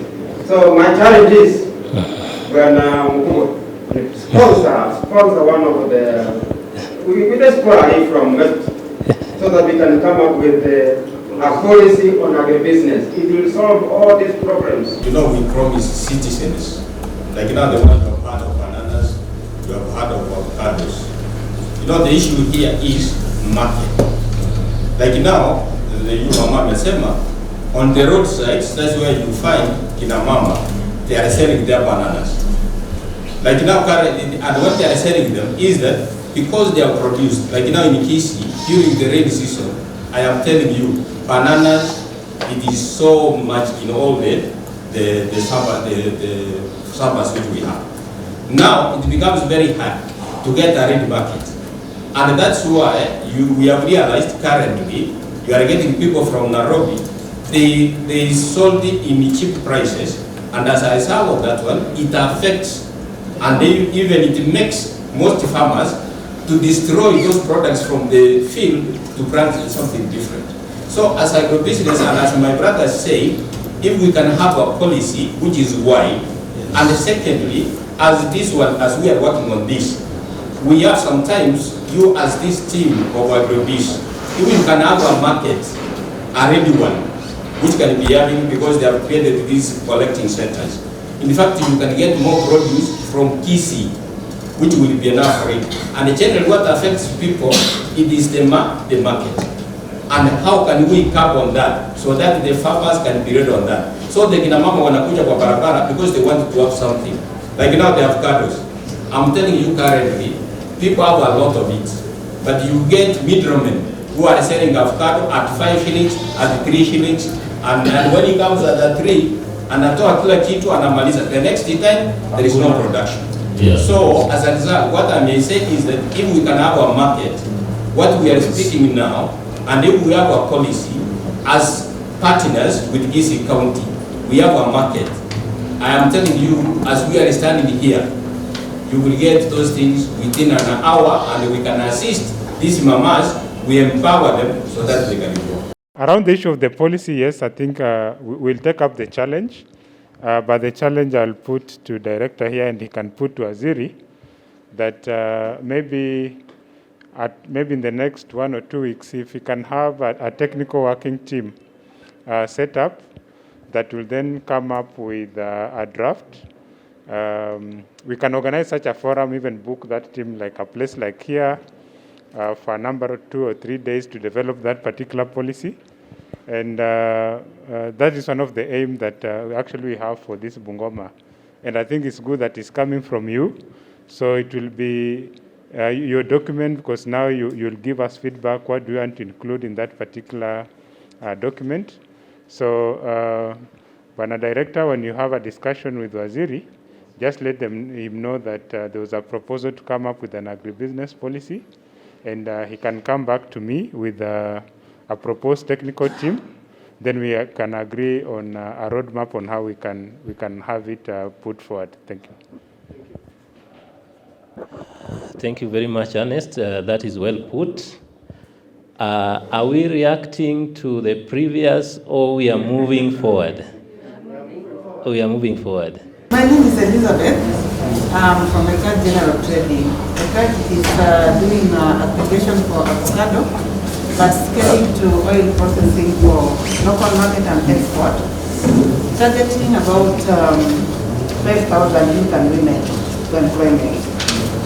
So what I want to ask the county government to help us is to help our farmers to get organic certification and global gap for export, and this will assist our farmers to get premium prices. Yeah, thank you. That is on certification, the global gap, and also the organic certification, so that they get premium prices. I give it to my brother at the back. I want to contribute because I can see catalyzing opportunities for women and youth. So allow me say this, that having been, I am a member of the Gender and Social Inclusion Thematic Board working group and agriculture. Where we were specifically looking at the issues affecting youth and the women venturing into agribusiness. And having been a member of, in coming up with the Kisii County policy, where we also focus on agribusiness, allow me to say that the issues that we say, some of few issues that we identified. One, the issue of access to credit. And in regard to that, that's why when we are in this forum from Youth Fund, then the stakeholders are able to understand that the Youth Fund is able to support youth to venture into agribusiness. We have the Kenya National Chamber of Commerce, who have some grants, and the youth can also access. We have the Kenya Employment and Innovation Centers coming in place. So those opportunities, the youth and women need to be aware so that again doesn't inhibit them from participating in agribusiness. Because we found that the main reason why they are not able to access is collateral. And that's where we have the Youth Fund, we have the Women Enterprise Fund, we have the Kenya National Chamber of Commerce and other financial service providers. Then because I'm saying this because the study that was done by Food and FAO, it showed that women and the youth are not actively engaged in agriculture, but you say we can be able to close the gender gaps, then we can increase food productivity by 20 to 30%, and that is enough food to feed around 150 million population. So you can see how important it is for us to make deliberate efforts to to ensure that women and the youth are able to participate. And another thing we saw is land, access to land, access and control to land, the second one and the third. And that one we proposed that perhaps they could come together and lease a piece of land and they can do farming from there. And the last one, which I want to say, because of time, is participation, where we realized that women and youth participate in agriculture, like when we are looking at from the home perspective. But when the benefits come, we realize that it goes to Mzee, because Mzee owns land. And in that, we proposed that perhaps they should work together as a family and be able to empower these women so that they can continue. We allow them to enjoy the process rather than working, feeding them out, and then when the benefits come, they're not able to enjoy. So that's my short contribution. Thank you. Of course, one of the underlying challenges, as I mentioned earlier, is resources, and financing is a key issue. And we are not only talking about the women and youth agribusinesses which are represented in this room, but we are also talking about thousands of others who are left outside there in the county. So thank you very much, and that is just a pointer to some of the places where they can shop for funding. I'm Monica Omese, representing a dairy voucher. I'm just requesting the county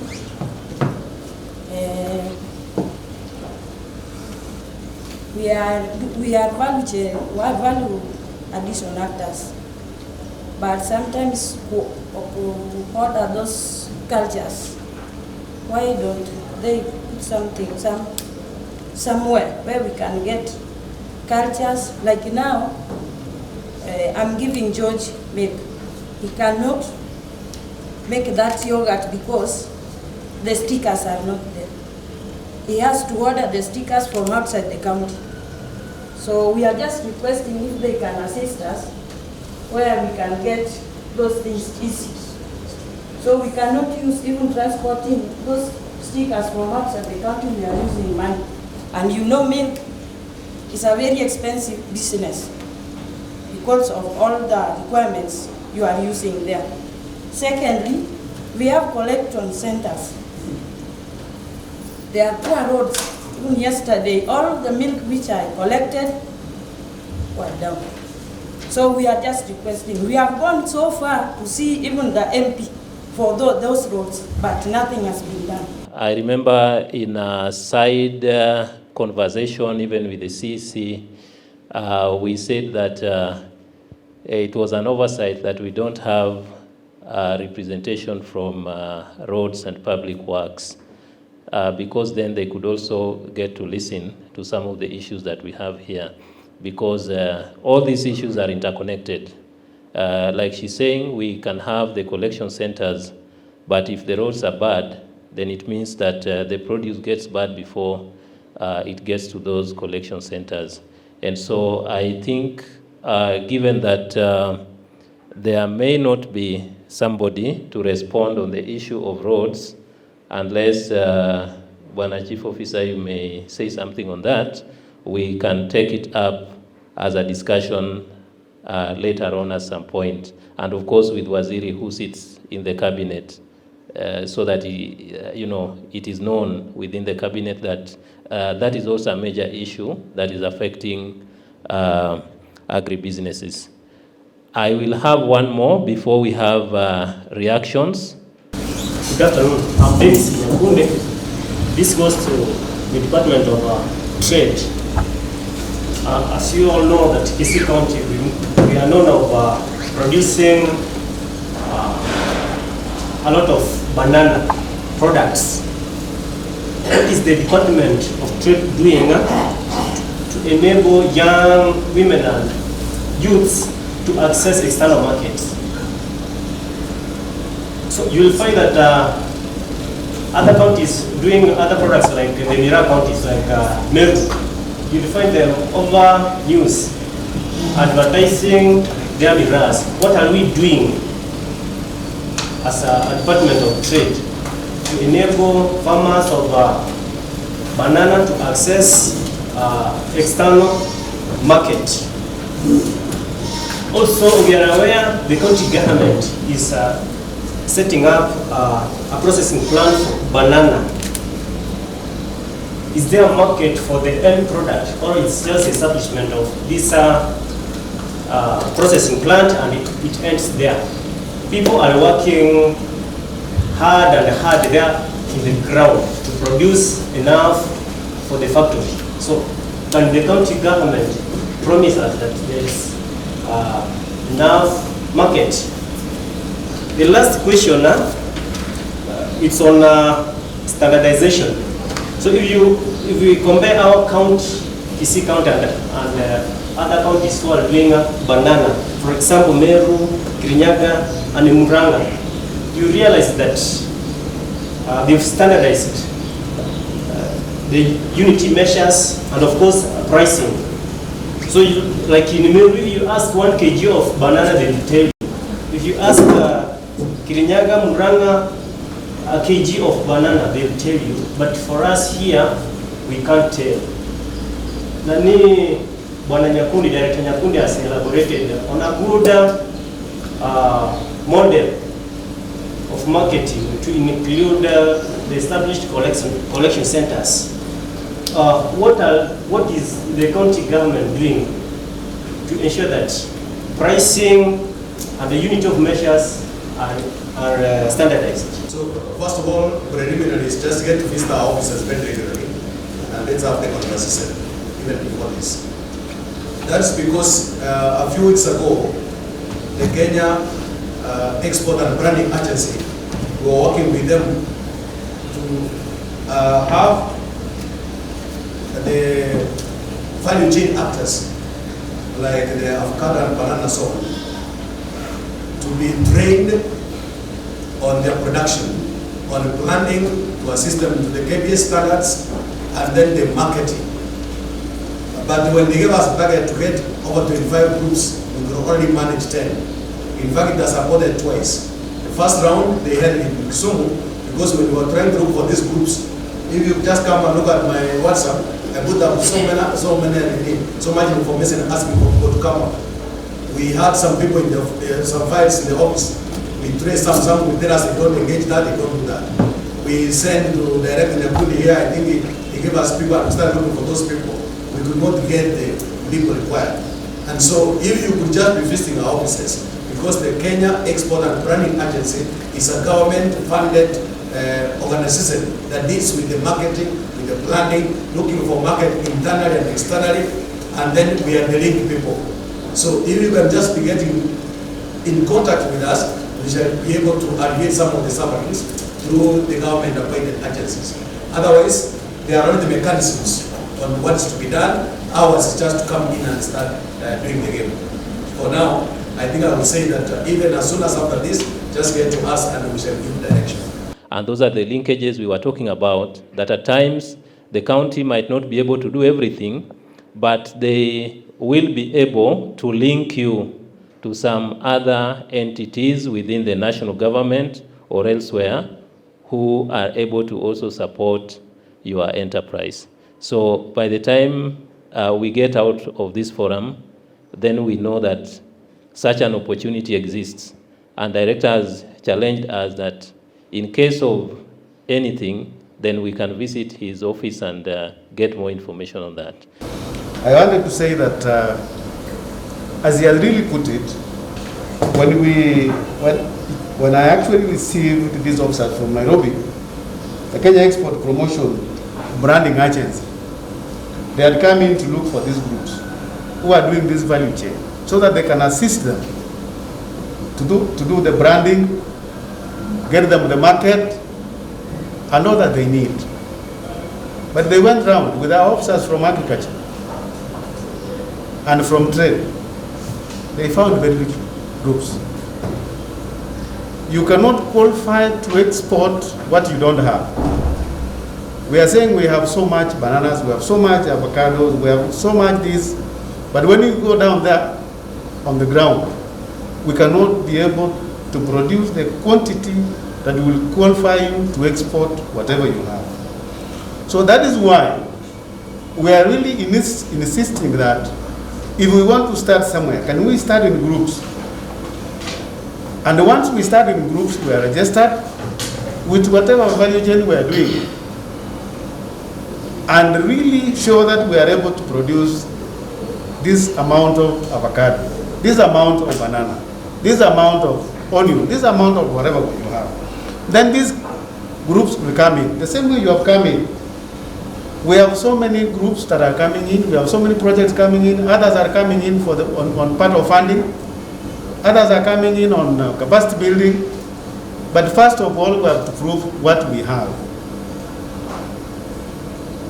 So the county is really put up whatever you people need.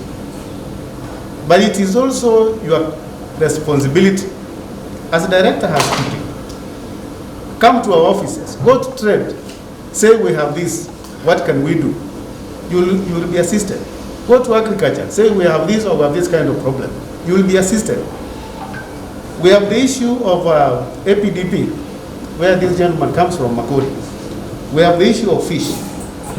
For you to start business of fish, the issue of land comes in. The youth don't have own land. The mamas don't own land. Then how do you come into fish farming?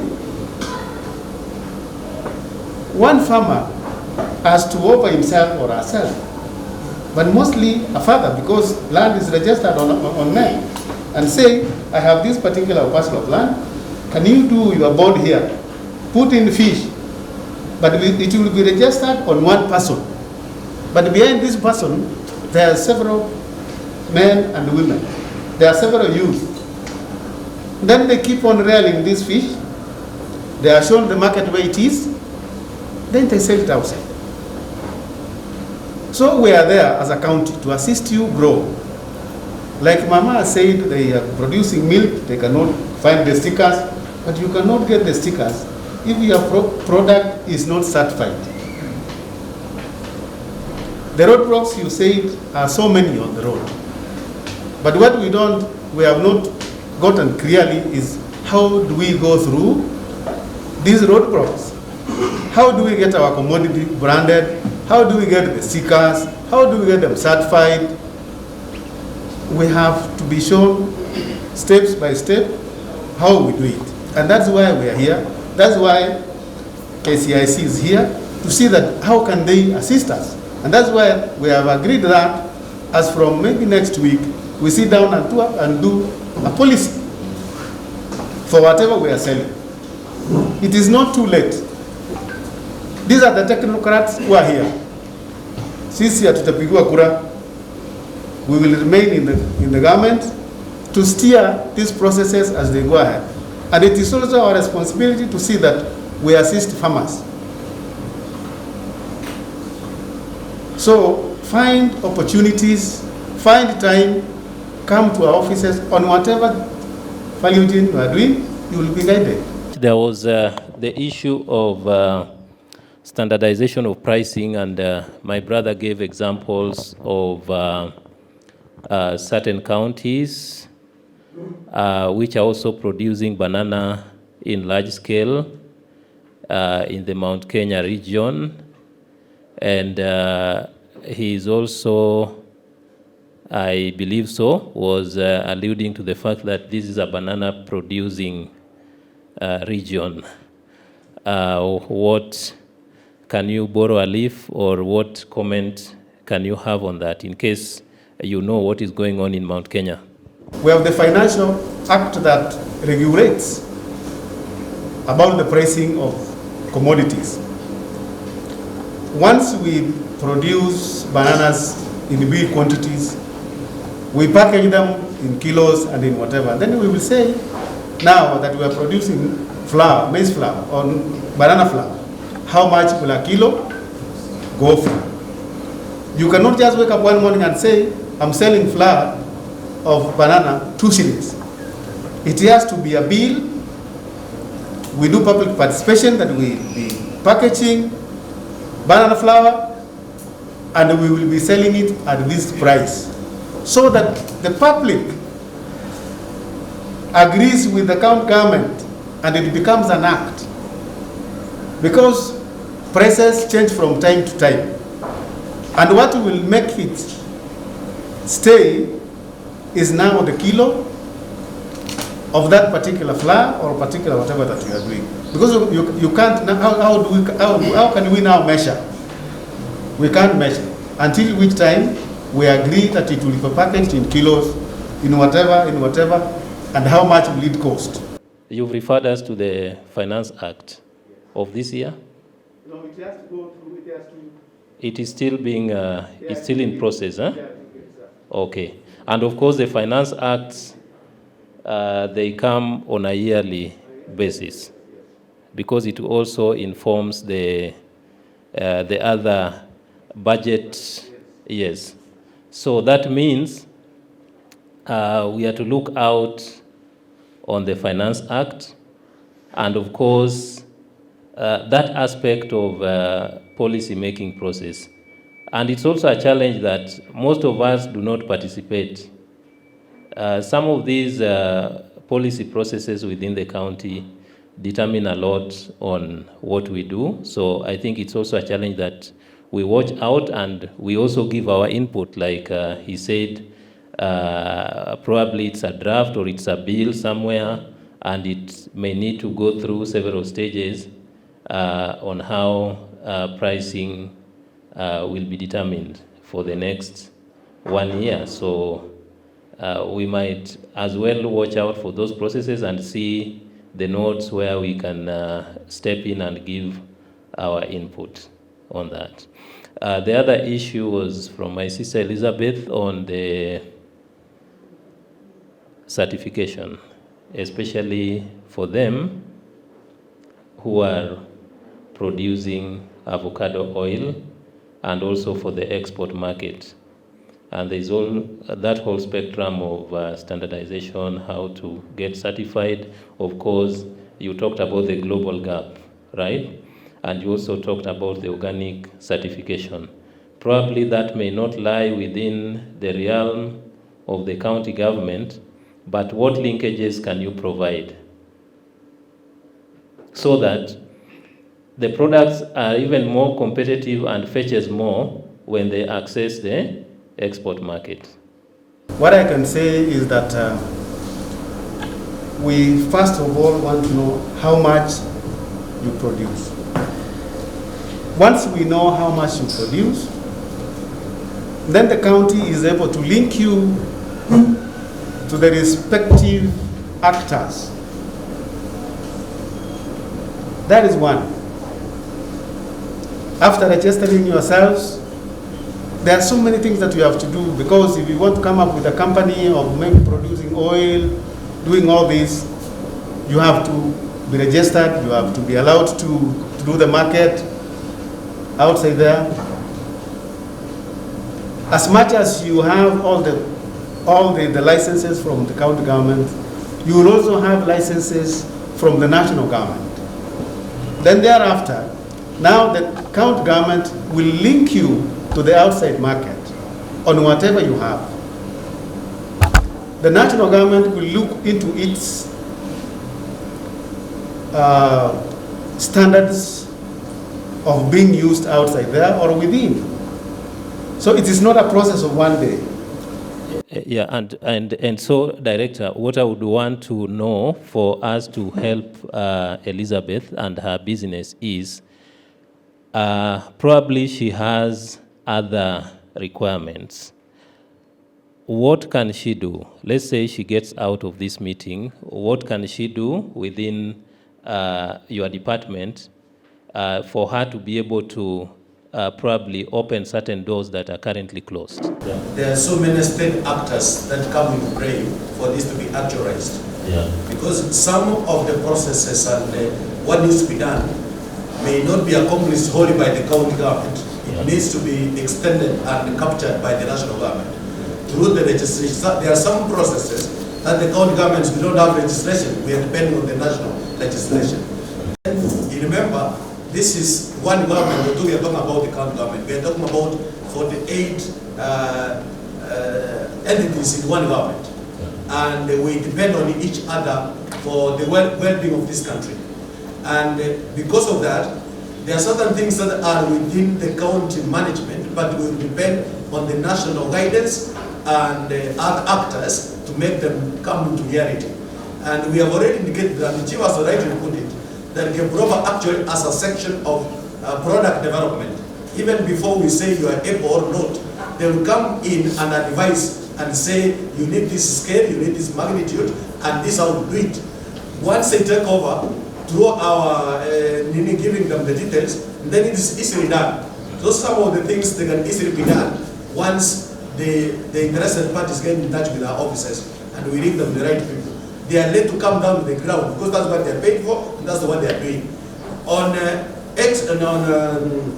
external markets, like exporting, that's their domain. They can do that, but also the counter, as I say, what can do, but it's a wrong procedure. So, but I will really request that the interested parties here in this meeting to get in touch with us, and we shall have an elaborate discussion. Because we started right now, as they ask questions, it will be a lengthy discussion. Yeah. But if they come to our offices, it will even be easier and getting the contacts then, and we take them out to go forward. We have traders. Hers may be just an example. I'm very sure there are hundreds others out there. And what we are also trying to bring to the attention of the county government, and I know probably you already know about this, that we have goods that are produced here, they could be processed here, but they could be having their way to the export markets. And so, because of 1, 2, 3 barriers which are hindering entry into those markets. And of course, also taking cognizant of the fact that some of those issues are not 100% under your control. What doors can you knock? What linkages can you provide so that we say we don't have an end product that probably may not be sold here because of pricing and our consumer habits?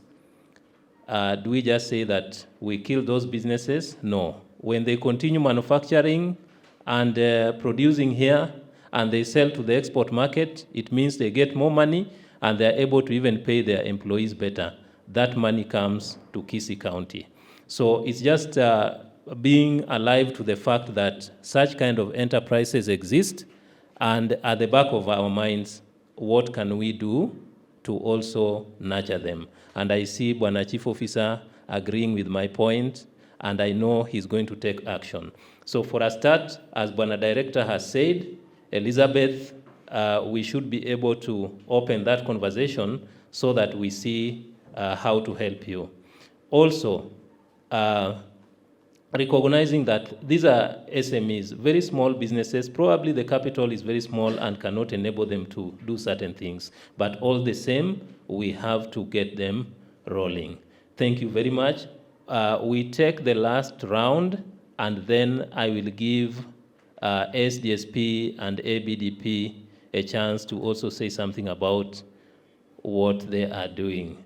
So the chance then goes to those who have not spoken first as a first consideration. But my question goes to the Minister of Finance at the docket of revenue, because that is where the finance bill originates. And if you permit me to predicate my questions in the context of history. Before the year 2000, we never had a single business permit. But it was introduced at the year 2000. Being amalgamation of those licenses, those few seats which were used to be issued by them to be called a single business permit. Today, those small issues that was amalgamated in the year 2000 has been singled out. My brother is producing adding value on tomato, banana, and my sister is doing some value addition in avocado. This thing will affect you directly whether you have government. At the market level, we have so many challenges. Number one, we are specifically talking of Kisii County. At this Ministry of Finance, at the level of revenue, docket of revenue, why do Kisii County charge expensively as compared to other counties in terms of licenses? Take an example, 3 licenses in Kisii County. Go to the neighboring counties, Mapei, Nyamira, Kisumu. You will find ours at Kisii County are slightly higher than the rest, even if they sell the same product. Why? Number 2, if you are producing, let's say, potatoes, you have a vehicle, umesimama huko daraja, you are taxed cess and parking fee twice. You may not sell because it's not a master to sell. Tomorrow again, you are taxed cess, parking fee. Ngine inalipika kidogo unatupa. The third day, you may not sell the second day. It's not a master to sell, you are in the market price. Siku ya tatu, you are taxed twice, cess, parking fee. So this kind of regulations are demoralizing our entrepreneurs. Praise the Kisii County, I'm representing Kenya National Chamber of Commerce, address those issues. Normally we take the single business permit as from January, it ends 31st December. What if I start my business 25th of December? I need a single business permit to start operating, of which it will run 1 week and it elapses. Come January, there is a grace period of until March. Come January, you need another one. My question directly goes to the livestock department, because right now, a farmer at the village level who milks 2 liters of milk cannot afford the vet services. So we have these private vet services providers who are very expensive. They are overcharging the farmer at the village level. Again, the AI services are very expensive. To improve the dairy animal at the village level, the farmer needs around 5,000 to improve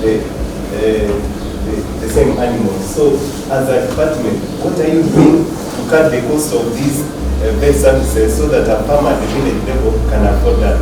Secondly, there is the cost of milk in Kisii County. And actually, it so happened that in Kisii is where we buy milk at the highest price. We're paying at 16 shillings per liter, while the other counties are paying at 2 shillings per liter. As a processor, it's very difficult for us to compete with these big fishes. The big fishes buy at 33 shillings or 35. But as we are promoting our own farmers in our county, as a department, you really need to work out on how to bring the price of milk down by maybe bringing the vet services down and even assisting these farmers with the formulation of feeds if the processed feeds are quite expensive. So, thank you, act on that. This was well tackled by the director, and he talked about the issue of cooperatives and what is already working. But then, of course, I also know that there are also issues around the cost of feeds, which might also be as a result of certain external factors. But then, this is a conversation that we cannot stop. Because I know as a county, you operate even at the level of the Council of Governors, where there are some issues that you can take up with the national government at that level. And so that is why we have the conversation, and where you are not able to expressly come in, then we can also look for other avenues of addressing them. Bwana Chief Officer, you will guide how you want the responses to come through. The issue of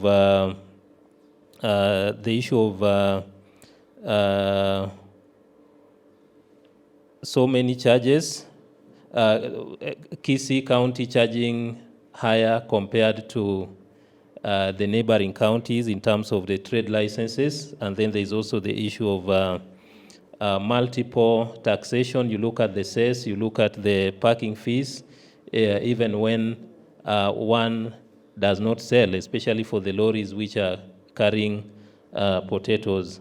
what do you say about that? Then there's also the issue of the vet services to particularly the farmers who have a small number of cows. First of all, I want to talk about the licenses, but this is an issue I'll also take up to go and share with the Minister of Finance. But what I want to say is that before an act or a policy comes into place, there is the issue of public participation. As you are aware, the national government has given the counties the authority to enact their laws. And by so doing, before anything is done, before any policy goes into the public, any bill goes into the public, we do public participation. For the public of Kisii County to agree that we are going to pay this amount of money for a particular license, but public participation must be done. It is not a one-day show. So with other counties, they also do the same.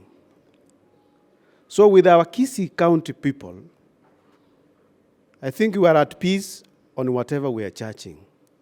And this is a one-year affair.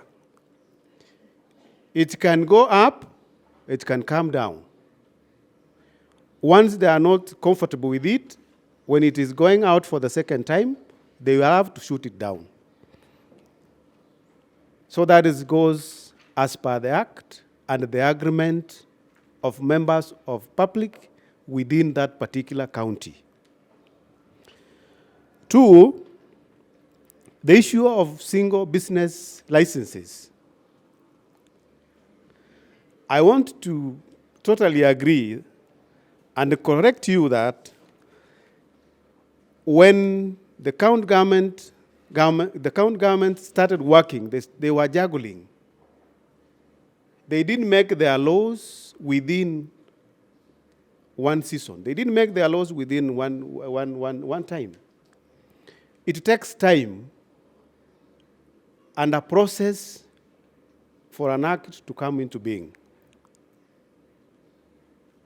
But all I want to say is that the licenses that started business in Kisii, they were running from 1st June to that 1st June. Coming the second time, they realized people are also complaining. Let's do it from 1st January, maybe 1st January or that 1st January to that 1st December. Those are the licenses that are being issued. But we cannot all of us start business at the same time. There is a process of getting a license. There are several committees look into these issues that have to sit and look into a particular premises and which particular exercise you are doing, then advise you accordingly. For example, if I picked a case in point, for example, as you said, I'm selling beer.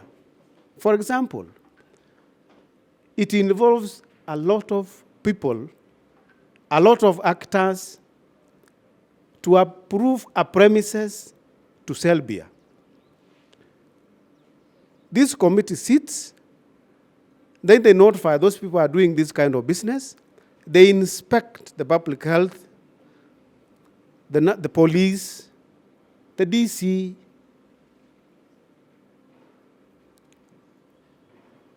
trade, and make sure that this kind of premises is up to date. That is a process. Then they approve your premise. If your premises is approved from, call it March, and then you apply for a license for that particular year, which runs for the whole year. But you cannot just apply for a license for 1 week. You do a notification, your premises is inspected, you are told this is what you are supposed to do.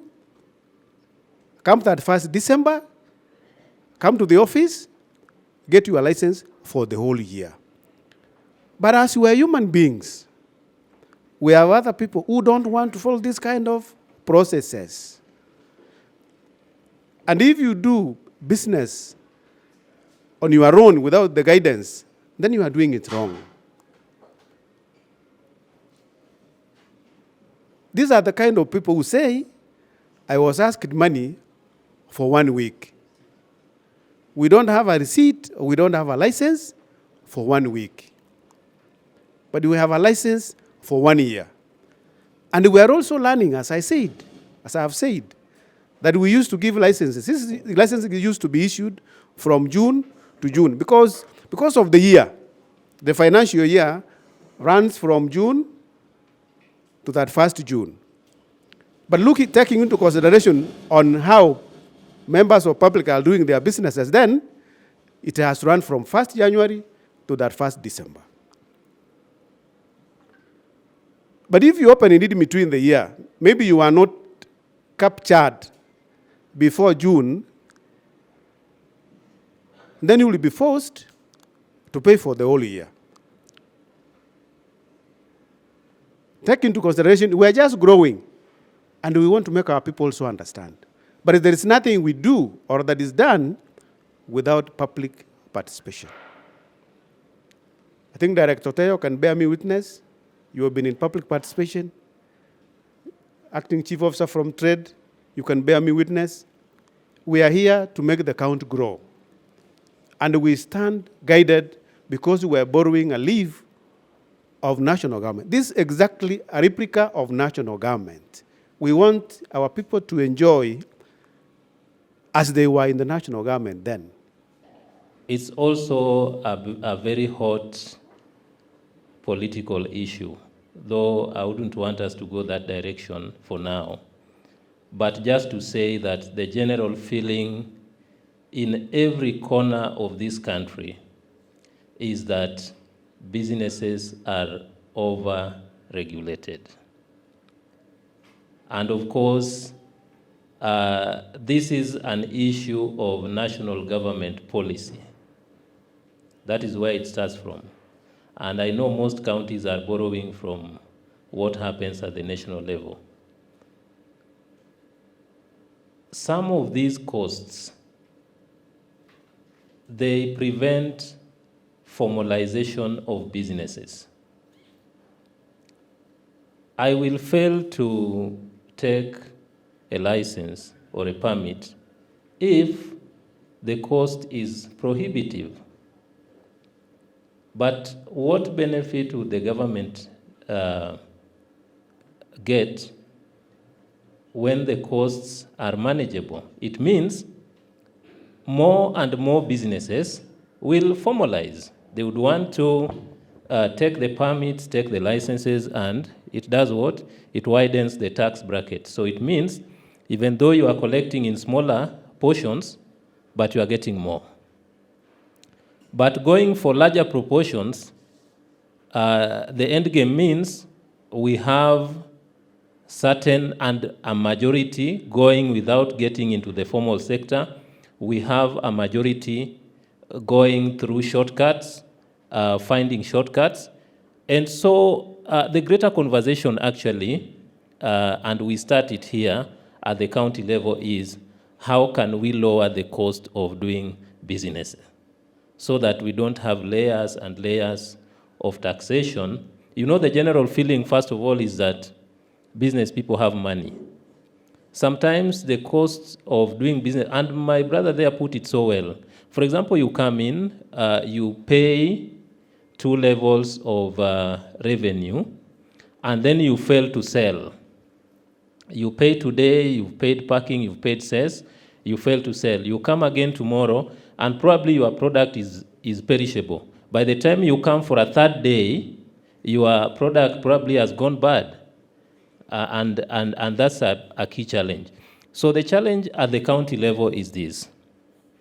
Whatever can be managed at this level, even from the I know various departments want to raise revenue for the government, and probably they also want to be seen to be contributing something to the county revenue basket. The challenge is, can we make it manageable so that we get more, so that we attract more people? Of course, there is a lot of benefits, even to businesses, when they formalize. You cannot access an export market, for example, if you don't formalize your business. It has a lot of benefits for them. My brother talked about entry into supermarkets. You can't do that if your business is not formal. What we should encourage as a county and even at the national level is to get majority of businesses in the formal sector. Let them register, let them have valid permits, valid licenses. We will end up having quality products at competitive prices, and that will help us to grow more. So that is the challenge, and it's a conversation that we have here. We continue it at the national level as well. Director, I don't know whether you are done. On the issue of AI, we have two levels of AI. As a county, we are giving AI of 500 shillings. We have got our extension officers outside there who respond to farmers whose animals are ready for AI. But we have also different types of farmers. If I wanted to have a higher breed, we have breeds that we can get from South Africa, from wherever, whose AI goes for 6,000, 5,000, and the like. Because you want to get a good breed, so that which will give you higher quantity of milk. I'm not saying that our AI of 500 does not do that. It will only depend on management. If other farmers are not in contact with our extension officers outside there, they get our private veterinary officers, because we have so many, and this is business, then they give them an AI of 5,000 on their request.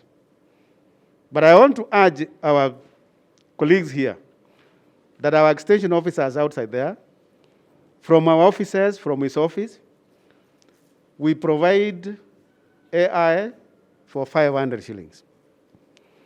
But because you have a higher, you need something higher than what you need. Like you could want to feed your animal, for example. Na hii nyasi ya kawaida tu. Then somebody buys, is doing hay, is doing whatever, is doing this and that. The input will have to be a little bit higher. But be it AI for 500, be it AI for 600, they will give you the same breed that you need. That is what they wanted to know, but you can add something more, Dr. now. The long and short of it is that the county is providing subsidized semen. We are offering quality semen at a subsidized price of 500 shillings. It's being offered by officers out there in the field. We have private entrepreneurs who are offering the same service, but at a higher cost. And of course, they are the major impediment because they are giving negative publicity out there.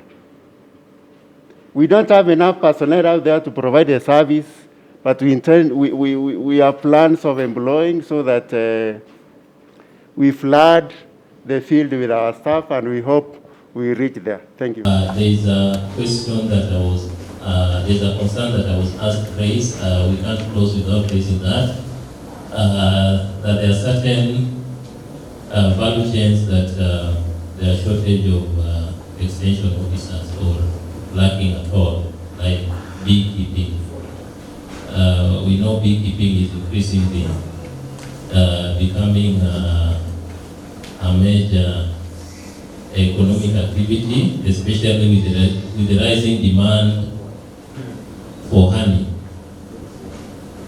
Agricultural extension, be it on crops, be it on livestock. Today, as I stand here, we don't have as many staff as we would like to have to create the kind of impact that is desired. The farmer extension worker contract, for sure, isn't as it used to be previously. But this is where we are.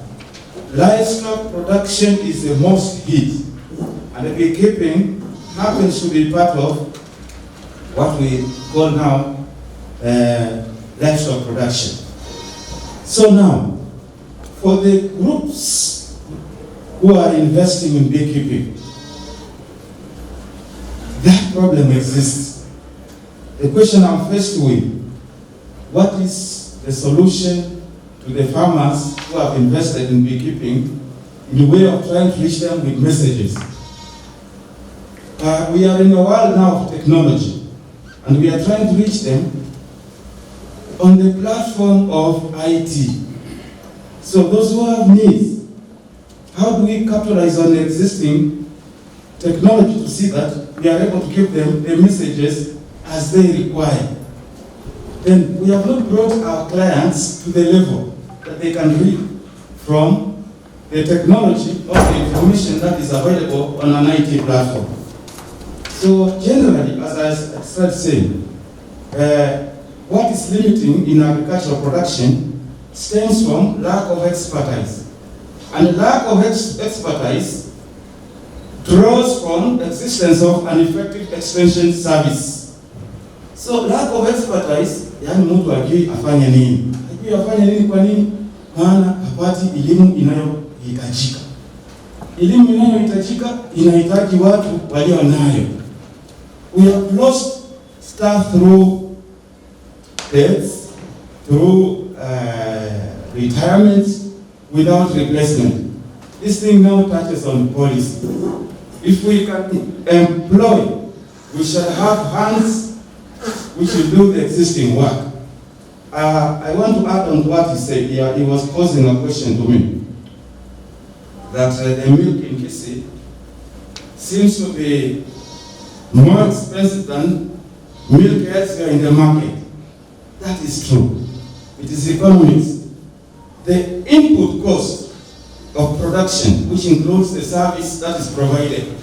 He said the drugs are expensive. The veterinary service is expensive. And rendering the cost of production high. What does make Kisii milk expensive? One is the cost of production. Two, when you don't have an organized market chain, when you don't have this well-centralized place for collection of milk, the effort for you to get the milk will make that milk expensive for your business. I want to answer or address that issue in this manner. That the services are expensive. The veterinary services are expensive. But there is an underlying answer, simple one. If stocks are well managed, if there is good animal husbandry, if there is good management, the cost of treatment is very low. So that again depresses the cost of production. So again, it is about again the extension. The cost of production can come down if farmers have the right knowledge and skills. They have the right knowledge and skills. The right knowledge and skills are imparted through an extension system. It is a problem that can be sorted if we employ. Waandike vijana wafanye kazi na sisi. Waandike vijana wafanye kazi na sisi. Na maziwa bei itakuwa mzuri. Na hiyo maneno maziwa tunapata kwa bei ya juu, maanake if our societies are not efficient in collection of that milk. That's why I said in the morning that the best thing that can happen with these collection centers is we create mechanisms that can enable the business run, and we relieve of cooperatives from directly running that business. I think that's enough for now. Thank you very much. But she's reminding me that the cultures for yogurt and the packaging sometimes appears expensive. Again, it is the economics. There is something they call a critical mass in production. Unless we attain critical mass, costs of production can appear very high for most processes. So the fewer venture into yogurt making have not triggered supply services to be in line of providing them the kind of services they require. So unless there are as many as they can reach that point, we are now investing, locally investing in those things. The trouble, we have not attained a critical mass for them to enjoy the services they require. I may not sort it out, or we may not sort it out today, but it is policy-based. There are several policy decisions that can be made to bring about the cost of it down, like if we invest in local manufacturing. There are business ventures. They are now, if we go out to sell an opportunity that if you invest in this kind of input, those who are in input supply, there is a market. There is someone who has money and doesn't know that if he brings those kind of things she was talking about, he can be in business. So again, that's another level. But again, it's on policy, as I was saying. But we are headed towards it. This is the first time we are seeing groups come out of youths and women in processing or in industrialization. So the rest of the things can follow. In Kisii, our milling, usually we are not supplying enough. Like now, the milk in Kisii, if you go now, it comes from Swatini and from Bomet and the Nile. So it is that the demand in Kisii is high, but we, as the people of Kisii, we are not supplying enough. That's why you find the prices are what? Are high. Thank you. That is well answered, and Director has also spoken passionately about certain issues that are very critical, including the issue of staffing when it comes to extension services. Sasa kazi kwenu kama department, can you also prioritize that? I know sometimes counties are squeezed on resources and they may not be so keen on hiring, but can you also lobby so that because there is always a return. You know, one thing is to project the kind of impact to the economy of the county that such kind of services have, and also on emerging sectors such as apiary, the beekeeping we were talking about. You know, there is huge demand and many people are now venturing into that. On the issue of extension services, I was only proposing to the county government if they can develop an app or a toll-free line where we can get the full package of those services. Thank you. Meanwhile, while they are waiting for the government to employ more personnel. We have a call center at the ATC, and the call center has a database of what is available and what should go out through SMS. But we have not fully actualized utilization of our center at the ATC. It is underway and it will be developed. We have not had officers well-desked that each time someone is making a call, there is someone there to make an immediate response. But you know, again, something starts somewhere. So we started somewhere. After some time, we'll be able to mobilize our clients to knowing how to make a claim or to knowing how to raise a concern and have somebody respond immediately. We'll even bring technology to a level where the machine is able to do an answer. Actually, we have a call center at ATC. What is remaining is commissioning it. I think in the course of this week and next week, the governor will commission it. Then it is in use. 2, thrice a week, if you listen to our vernacular radios, you will get our officers on the radio educating our farmers, starting with the minister who was here, Director Soide, who has not spoken. I'll give him some chance to talk. Dr. Oyaro, actually all officers from agriculture, 3 days in a week, they are on our vernacular radios, just to give knowledge to our farmers on whatever information that has not reached them. And you would hear them answer questions one-on-one on the radio. Take note of that, and you will get more information. We are really on top of things, and we want to take care of our farmers as far as agriculture is concerned. At this point, I would want to close that session via my call center. I'm told that the chief officer is on the way. But also, I wouldn't want to leave out some of the partners who are doing very good things on the ground, and they may also have something to contribute. So as I close, I want to give the chance to SDSP coordinator. Is he still around? Thank you very much. And after you, very quickly, we'll have the Abdp. Thank you. Let me thank the director here. I didn't know he's so technical like I've had today. I know his profession is not agriculture, but he has responded to several issues just like a professional. Likewise, Waziri was here. He also told you he's not having a background in agriculture, but he gave a very good opening speech, which actually cuts across all the things that we undertake. Maybe before I tell you what SDSP is, just to mention a few things. The problem with our actors on the ground is selfishness. We have had several programs in this county.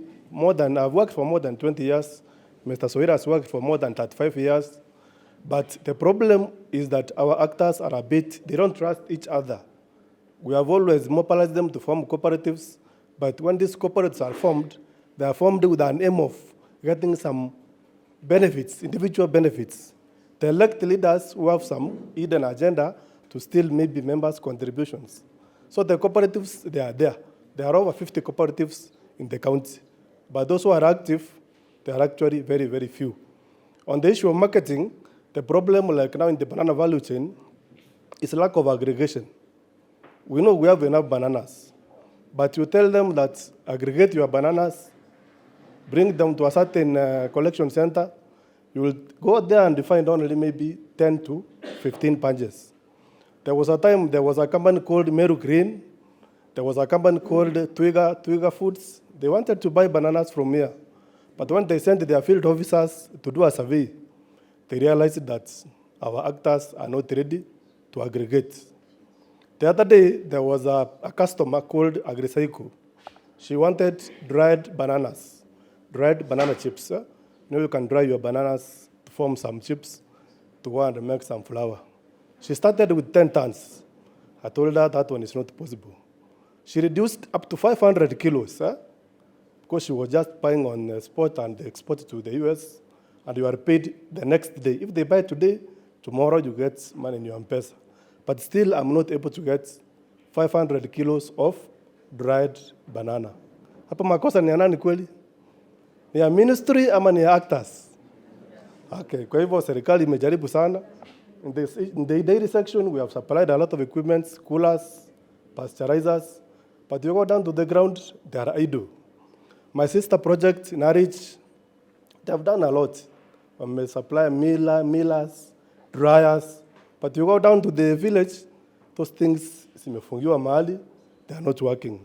So the partners and the government have done a lot, but actors, you are letting us down.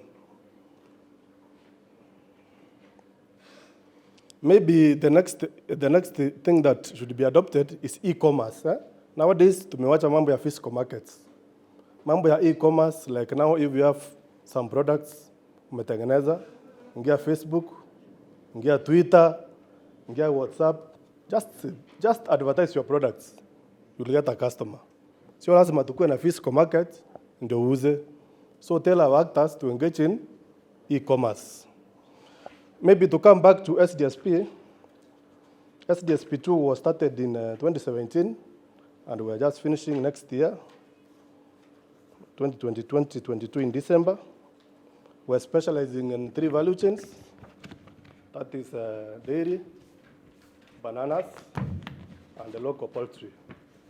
We have about, we are targeting 15,000 actors, but at the moment, we are having around 11,200 actors across the 47 wards in the county.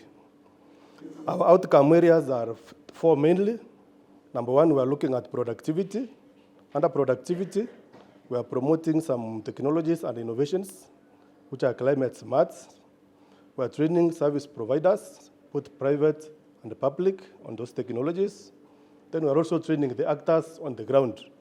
When I talk of an actor, I mean an input supplier, a producer, a trader, a transporter, a processor. Those are, we call them nodes, 5 nodes in the value chain. Then we are also looking at reduction of post-harvest losses. Then in our outcome number 2, we want to enhance entrepreneurship skills amongst our actors, because we realized as much as they produce, if they don't have some skills in entrepreneurship, they'll be making losses. Because we know an entrepreneur will always be aiming to make a profit. We want our actors to change from subsistence to commercial-based agriculture. Our outcome number 3 is on market access.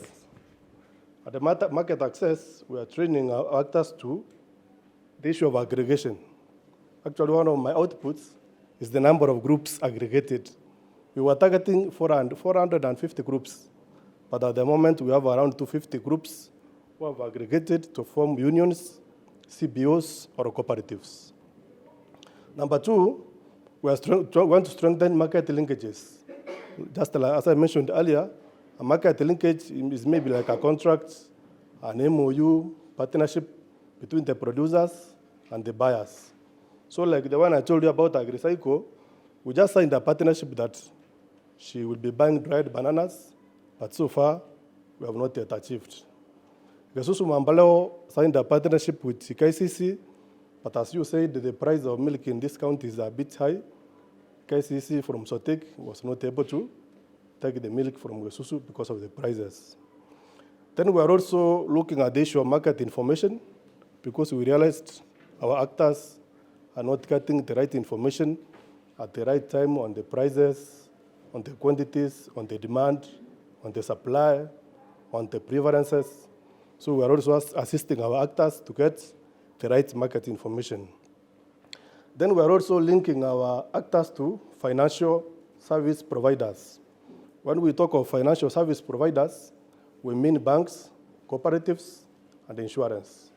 There's quite a good uptake, especially from cooperatives, but very low uptake on insurance products. There's a very low uptake. You find somebody having a dairy animal of 100,000, but insuring it with around 1,200, and anaona kama ni shida. But we are actually encouraging them to ensure they are, make sure they're insured. Then our outcome number 4 is on coordination, cooperation, and consultation. You had Waziri talking about CASCOM. CASCOM is a brainchild of SDSP. We want all these actors, be it Agribusiness, be it NARICH, be it EU, any other project, we work together for synergy and to avoid duplication. Then our emphasis, just like this project, is on women and youth. We want more women and youth to benefit in terms of capacity building, in terms of any funding we shall have. We shall actually look at women and youth. Our money, 80% is on capacity building, but there's a small amount of 20% for grants. We started giving out some equipment in July. We have done about 2 million, and we shall still do more. We don't give out money. We just buy item processing equipment. Like I know Madam benefited. Did you benefit? Mulipata nini? You will benefit the next time. So we just purchase those innovative equipments, either for production or for processing, for groups dominated by women and youths. My name is George Akunga. I work with Abdp as the Program Fisheries Technician. First of all, I would like to thank my able senior directors for the sentiments they have highlighted and commented to the Agribusiness Program, which Kisii County is one of the implementing counties. First of all, I would like to let you know that Abdp is also a program being implemented in Kisii County, and this program is being implemented in 15 counties in Kenya. So Kisii County is one of the implementing counties. Abdp in full, it means Aquaculture Business Development Program, and it is coming up with interventions which are trying to support the aquaculture value chain actors. When I talk of aquaculture, I simply mean fish farming. And when I talk of fish farming, I don't refer to those fishes we get from the lake. We are just talking of the fish which are cultured inlandly within a controlled environment, whereby we talk of the ponds, the tanks, and those sorts. Yeah, we have the overall goal of Abdp, why it was created. First of all, I want to let you know that the funding agency of Abdp is IFAD, in conjunction with GOK, Government of Kenya. So the overall goal of Abdp, it is reduced poverty and increased food security and nutrition in rural communities. Abdp has also what we call the program development objective. And the BDO of Abdp is to increase the incomes, food security, and the nutritional status of the wider communities of poor rural households involved in aquaculture in the targeted 15 counties. Abdp as a program, it is targeting 35,000 households within those 15 counties. Yeah, whereby it is assumed that each household is having an average member of 6 people. So 35,000 times 6 members, you get 213 individuals at the end of the program. The program is an 8-year program. It started in 2018, and it is supposedly to end in 2026. But due to the COVID-19 issues, we never know how it goes. Okay, secondly, what we are targeting. We are trying to put our farmers together into clusters. We are grouping our farmers within a limited number of sub-counties. Abdp is not in the whole Kisii County. We are operating in 5 sub-counties, namely Kitutu Chache North, Bobasi, South Mugrango, Nyaribari Masaba, yes, and Bomachoge Borab. Having said that, we are not also implementing in the whole wards within those sub-counties. Yeah? In fact, we are operating in 21 wards. So we are trying to organize our farmers into what we call SACs. Hereby we say small aquaculture groups. A SAC, for a group to qualify to be a SAC, it has to have a membership of 30 individuals. Within that 30 individuals, we must have 30% representation of women. And we must have, mark my word, we must. It is not my requirement, but it is from the donors' requirement. We must have 20% youth representation. Having formed that, there are interventions which the donors plus the GOK are supplementing to the program in forms of inputs. We have the issue of liners. You understand bond liners. If your land does not hold water, we can provide you with a certain polyethylene paper, which we can cover the ground with, so that you can have that chance of layering the fish. That's what we call pond liner. Yeah. We also have the aspect of predators. We are providing with this issue of bird nets, predator nets. They have already been provided. And the program is also having a lot of issues of capacity building of our staff. We have also the aspect of mobility. They are supporting us with the motorbikes. The aspect is so on. So, coming to the Agribusiness, what I can borrow from the program to this program. I've had a lot of issues. We have a lot of products being produced in Kisii County, be it banana, be it milk, and so forth. I don't know, but this is at my personal, and I can borrow it from our program. Yeah, if the Agribusiness program, you said it is a 5-year program.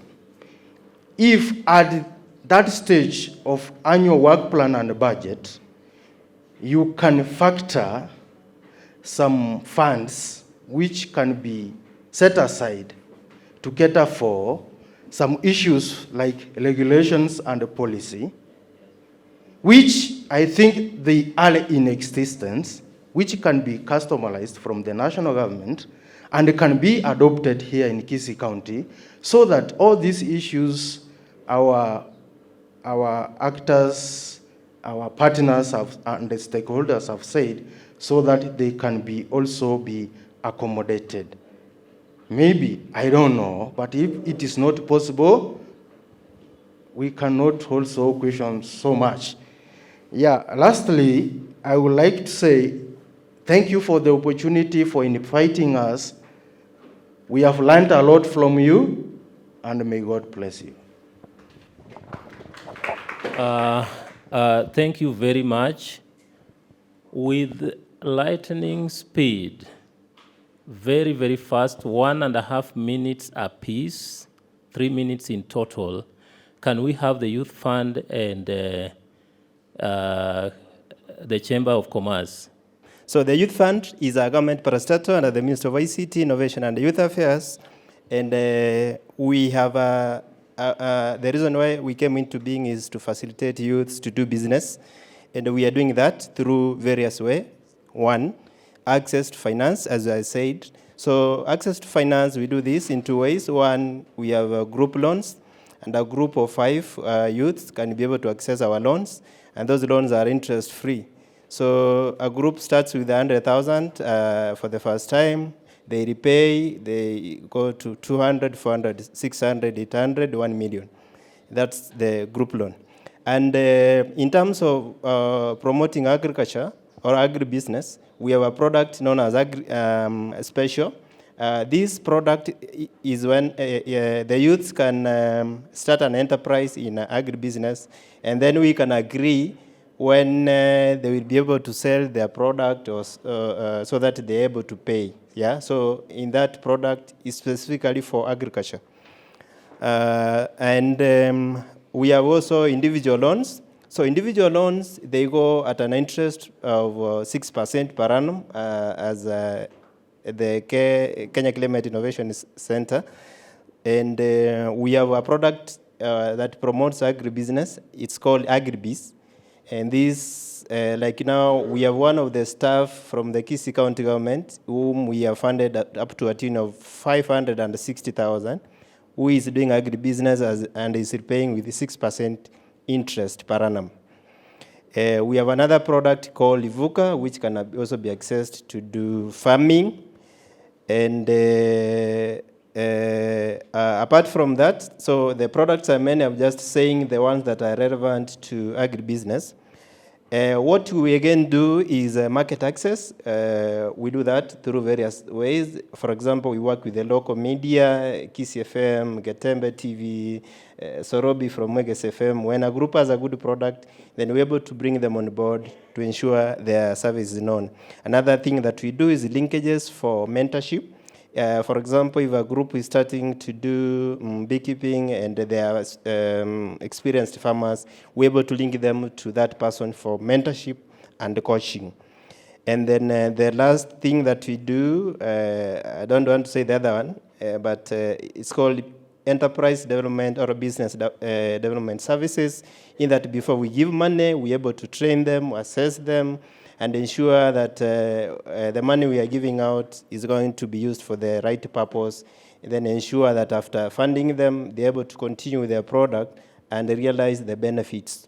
For those many remarks, I wish to thank the Kenya Climate Innovation Center for inviting us. I worked with Mr. Eric while he was here in Kisii, so thank you very much for the invitation, and we look forward to working together. I'm fond of speaking much, but allow me to do a summary of 2 broad points.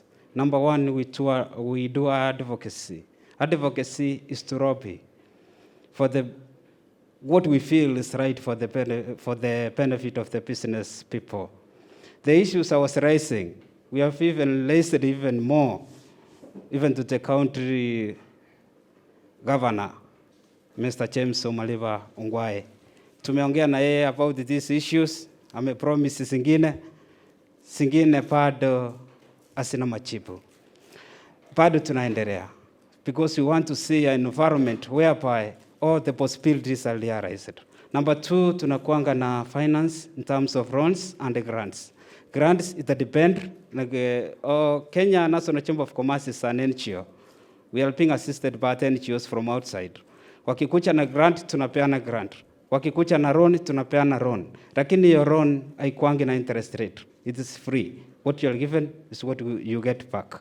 So finally, I thank you with your theme. God bless you. Isipe, we have our substation at Mbita, and our main headquarters is in Nairobi. Isipe, in full, means International Center of Insect Physiology and Ecology. So with that, we deal with farmers, and what we are doing majorly is training of farmers. And as you have heard, these farmers, what they lack most is training. So we do training, and we train them majorly on locally available materials that they use in doing their farming activities. I've not heard someone saying about the organic farming. So with us in Isipe, we try to encourage these farmers and train them on how they can produce organically grown vegetables. And these vegetables majorly are the local vegetables, where you have the kales and the black nightshade. So these ones, in fact, I think this one also has some value chain, and the market in the organically grown vegetables are very high. So this is also one of the areas where the Ministry of Agriculture should also put effort, so that these farmers can also see a way of improving on their organically grown vegetables. And again, where we do agriculture, we cannot miss to have our livestock. I've had one of the stakeholders here saying that the feeds now for livestock is very high. So with us, we encourage these farmers to grow the locally available fodder for this livestock. Because once the feeds for the livestock has gone high, the milk price will also go high. So with us, in fact, most of the places you get these farmers are doing the napier. And when we do more research, we realize that the Napier is adding very little in terms of milk production. So we come up with other feeds that, in fact, make the value of milk or the production of milk to have more value than when you feed on one livestock, on one feed alone. So we are working with the Ministry of Livestock and the Ministry of Agriculture to meet these farmer groups, where we encourage them, we train them on how they can improve on their livestock production, the health, and the product which they get from the livestock, and also food which will also help these farmers. So that is what we are doing, and we started with Bonchari County, Bonchari sub-county. So from Bonchari County, sub-county, we'll also spread to other areas where we'll get these farmer groups. So that is what, in fact, we are doing in summary, and we are also expecting to extend what we are doing with the Ministry of Fisheries I think in the next 2 years to come. So I think that is what I can say by now. Thank you. Thank you very much, Isipe. That caps it all from our partners, and coming with that angle of organic farming. Elizabeth is just there one step away from you, and she talked about organic farming. So I think there is something she's doing on avocado organically. So Elizabeth, you can pick that conversation thereafter and see what you can do together. So we come to the close of the open forum. And in summary, just to say that we've had very good deliberations, and we've also learned a lot from what is happening within government, and what is also happening on the ground, and what the government is also doing to support agribusiness enterprises on the ground. And so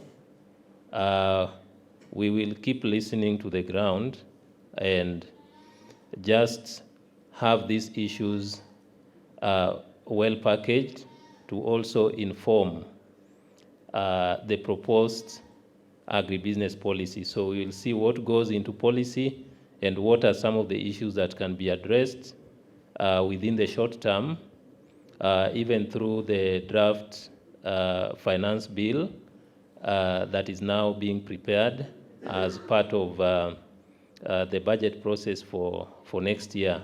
And so those are openings that we can also utilize to influence some of the issues that come through policy.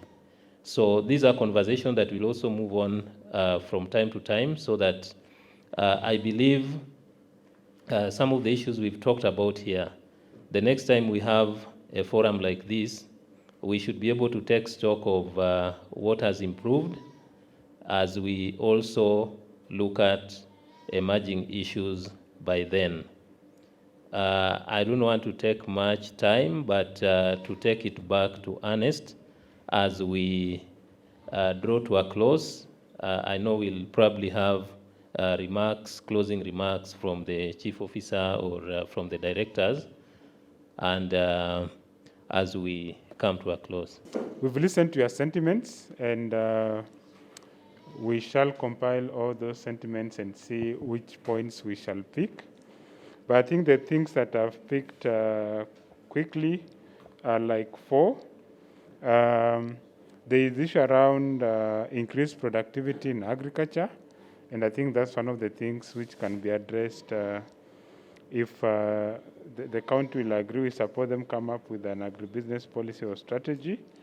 There's also issues around access to market, and then strengthening linkages and enhanced investments. So, because these are things that will make Kisii County great, and I think as we discuss this issue further, we'll see how we can have further discussion with other stakeholders, including public works and roads, to increase access. Also, just seeing how linkages can help this, and which investment need to be brought into Kisii County to ensure that agribusiness thrives. Then I think that the major third one was on agribusiness policy and strategy. And that I think I had initially given a way forward, where we'll need the county to help us form a technical working group so that we can agree on a roadmap on how we can move that particular issue forward. So from our end, Kenya Climate Innovation Center, we are also very thankful to all of you, particularly the county staff, our partners, the entrepreneurs who are also here, for taking time and attending this particular forum. We'll be reaching out more to you as we synthesize all these issues and come up with a clear way forward on how to address some of these particular challenges.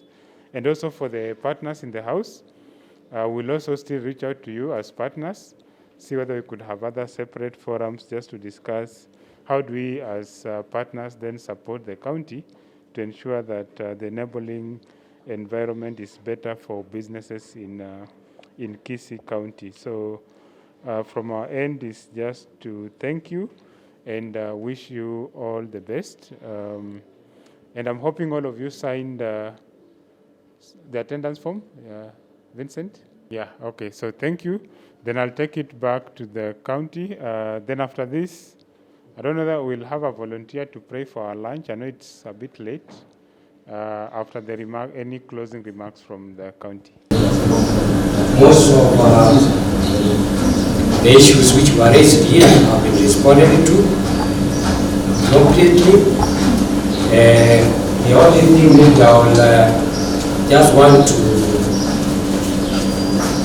talk about, and in brief, is that through agriculture, we address so many of the problems that are bedeviling the rural areas. And more so, in the world today, we are grappling with issues to do with employment. And this employment is among the youth and the marginalized in the society. Through this program here in Kisii County,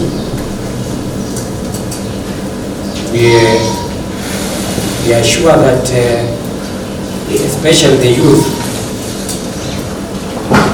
we will be able to sensitize them to take the opportunities that are there in agriculture. We will address issues to do with food and nutritional security, employment, income generation, and that the notion that agriculture does not have opportunities to employ the youth, I think will be a theme that we will have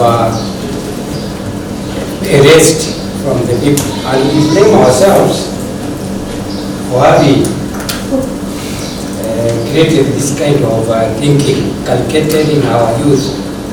Wakienda kwa shule kuna mtu anawaambia kilimo is ukisoma utapata employment kwa kilimo. I really don't want to be lengthy in my speech. Thank you for this opportunity and thank you for participating actively in these deliberations. I want to say that from what I've seen is that our people lack information and our people are perishing for lack of knowledge.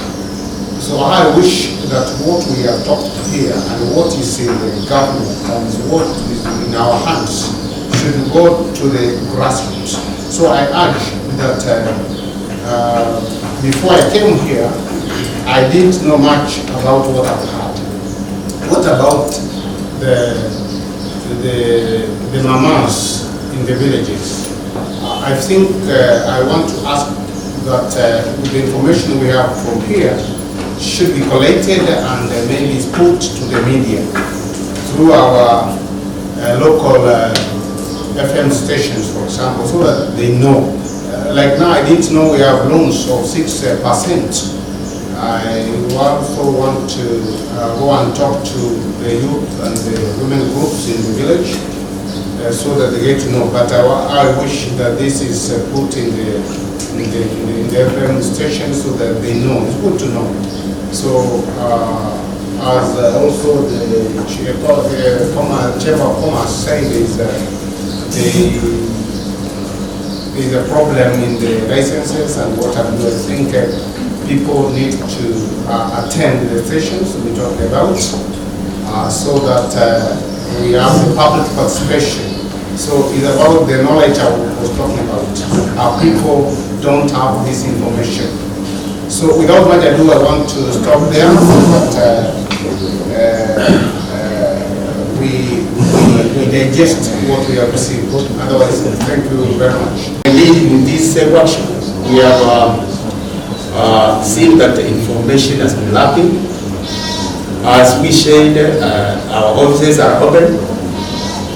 Please let us know what you are doing and what you require from us so that we are able to assist you.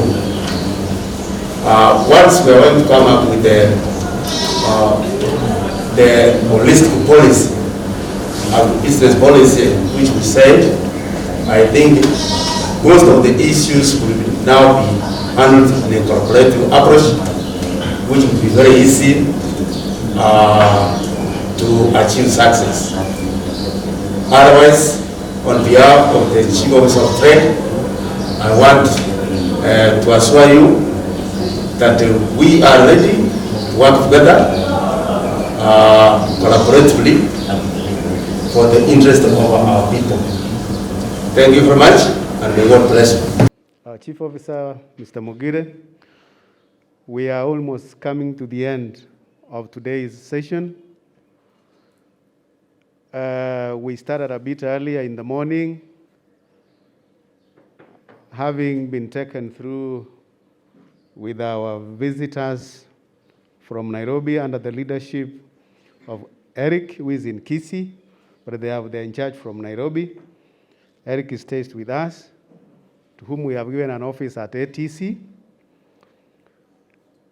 KCIC, they are also partners who want to partner with Kisii in issues of agriculture and see how best they can upgrade the youth and the women. To this forum, we did invite various stakeholders. We invited the entire, I can say the entire directorate from trade. We have the director trade, we have the director administration trade. We have a director who is representing the chief officer from trade, who is not here today. We have Director Otayo from urban. Then from agriculture, we have myself, the minister was here. We have Director Kissinger. We have Dr. Oyaro. We have Director Nyamwaro. We have Director Nyakundi. We have Director Soire. Then we have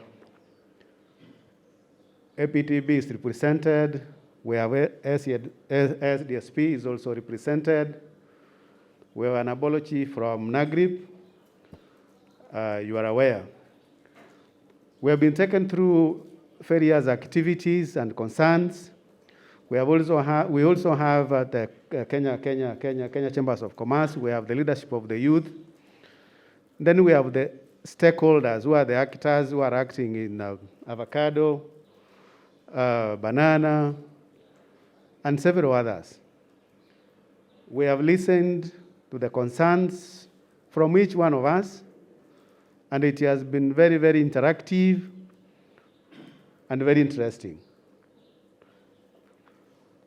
Whatever they have wanted to get from us, we have given them, and they have promised that they are going to assist us come up with the agribusiness policy, which Ernest has promised that we form a technical team that will start immediately under the leadership of our minister, so that we guide each other on how to come up with that policy. They would also try to see that they do the linkages with the markets and our farmers. And then thereafter, they would also enhance investment in Kisii like any other projects are doing. So the session has been very, very interactive, and we look forward to be having such sessions with them as we move on. Actually, we were at the closing point. We have been waiting for you. Now that you have come, it is my pleasure to invite you and give your closing remarks. Thank you and most welcome.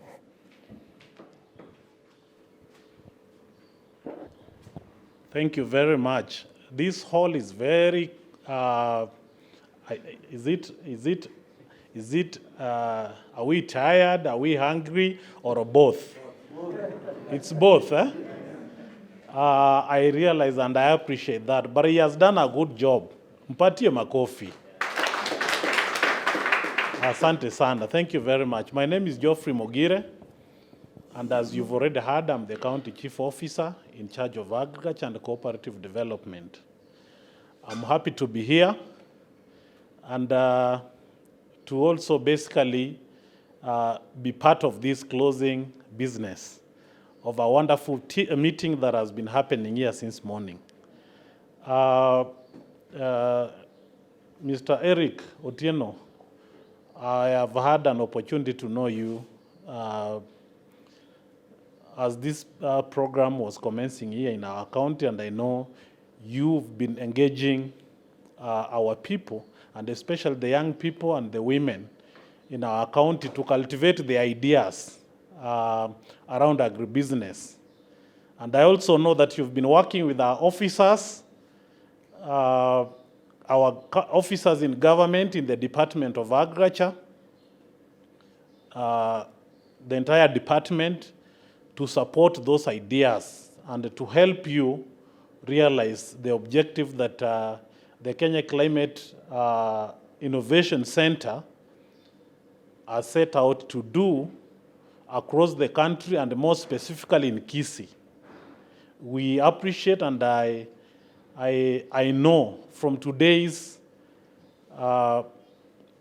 policy dialogue session with these officers, we have been able to interact. We've gotten ideas from both ends, from the partners that you've brought on board, from the young people who I see in here, from the women, and from our officers, so that we can be able to partner and realize the dream that both KCIC and us, the government of Kisii, have set out to achieve.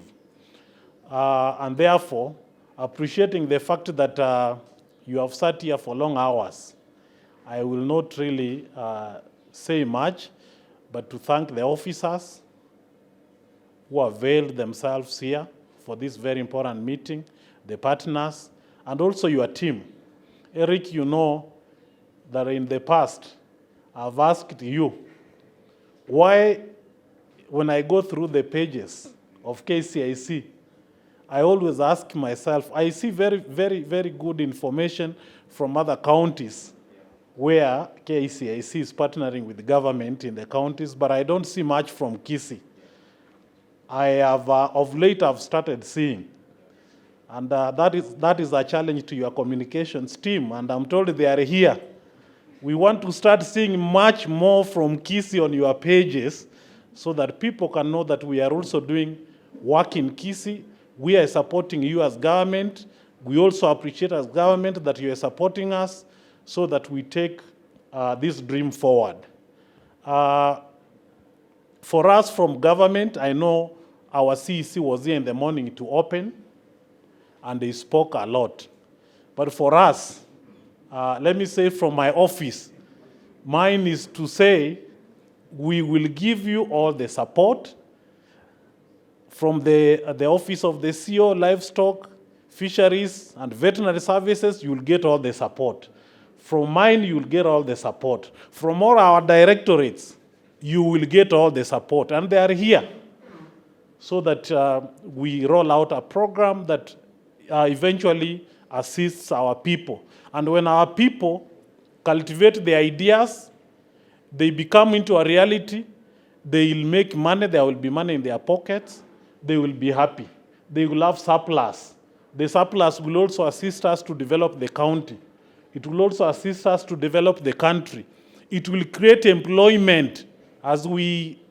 Where we are as a country right now, you know, we have that challenge of employment, especially for young people. We also have the same challenge as a county. Everyone wants employment, white-collar employment, which is not available. It is limited, but there are opportunities in this business. And I know the business, this project is putting like 5 billion for the next 5 years. And for us in Kisii, that could be like 600 million. So if that 600 million gets to our youth and our women, they transform their lives, they improve their businesses, their ideas create employment, people will be busy, and the economy will perform, and will perform for the better. That's what we all look forward to. With those many remarks, I want to say this is formally closed, and we can now go for lunch.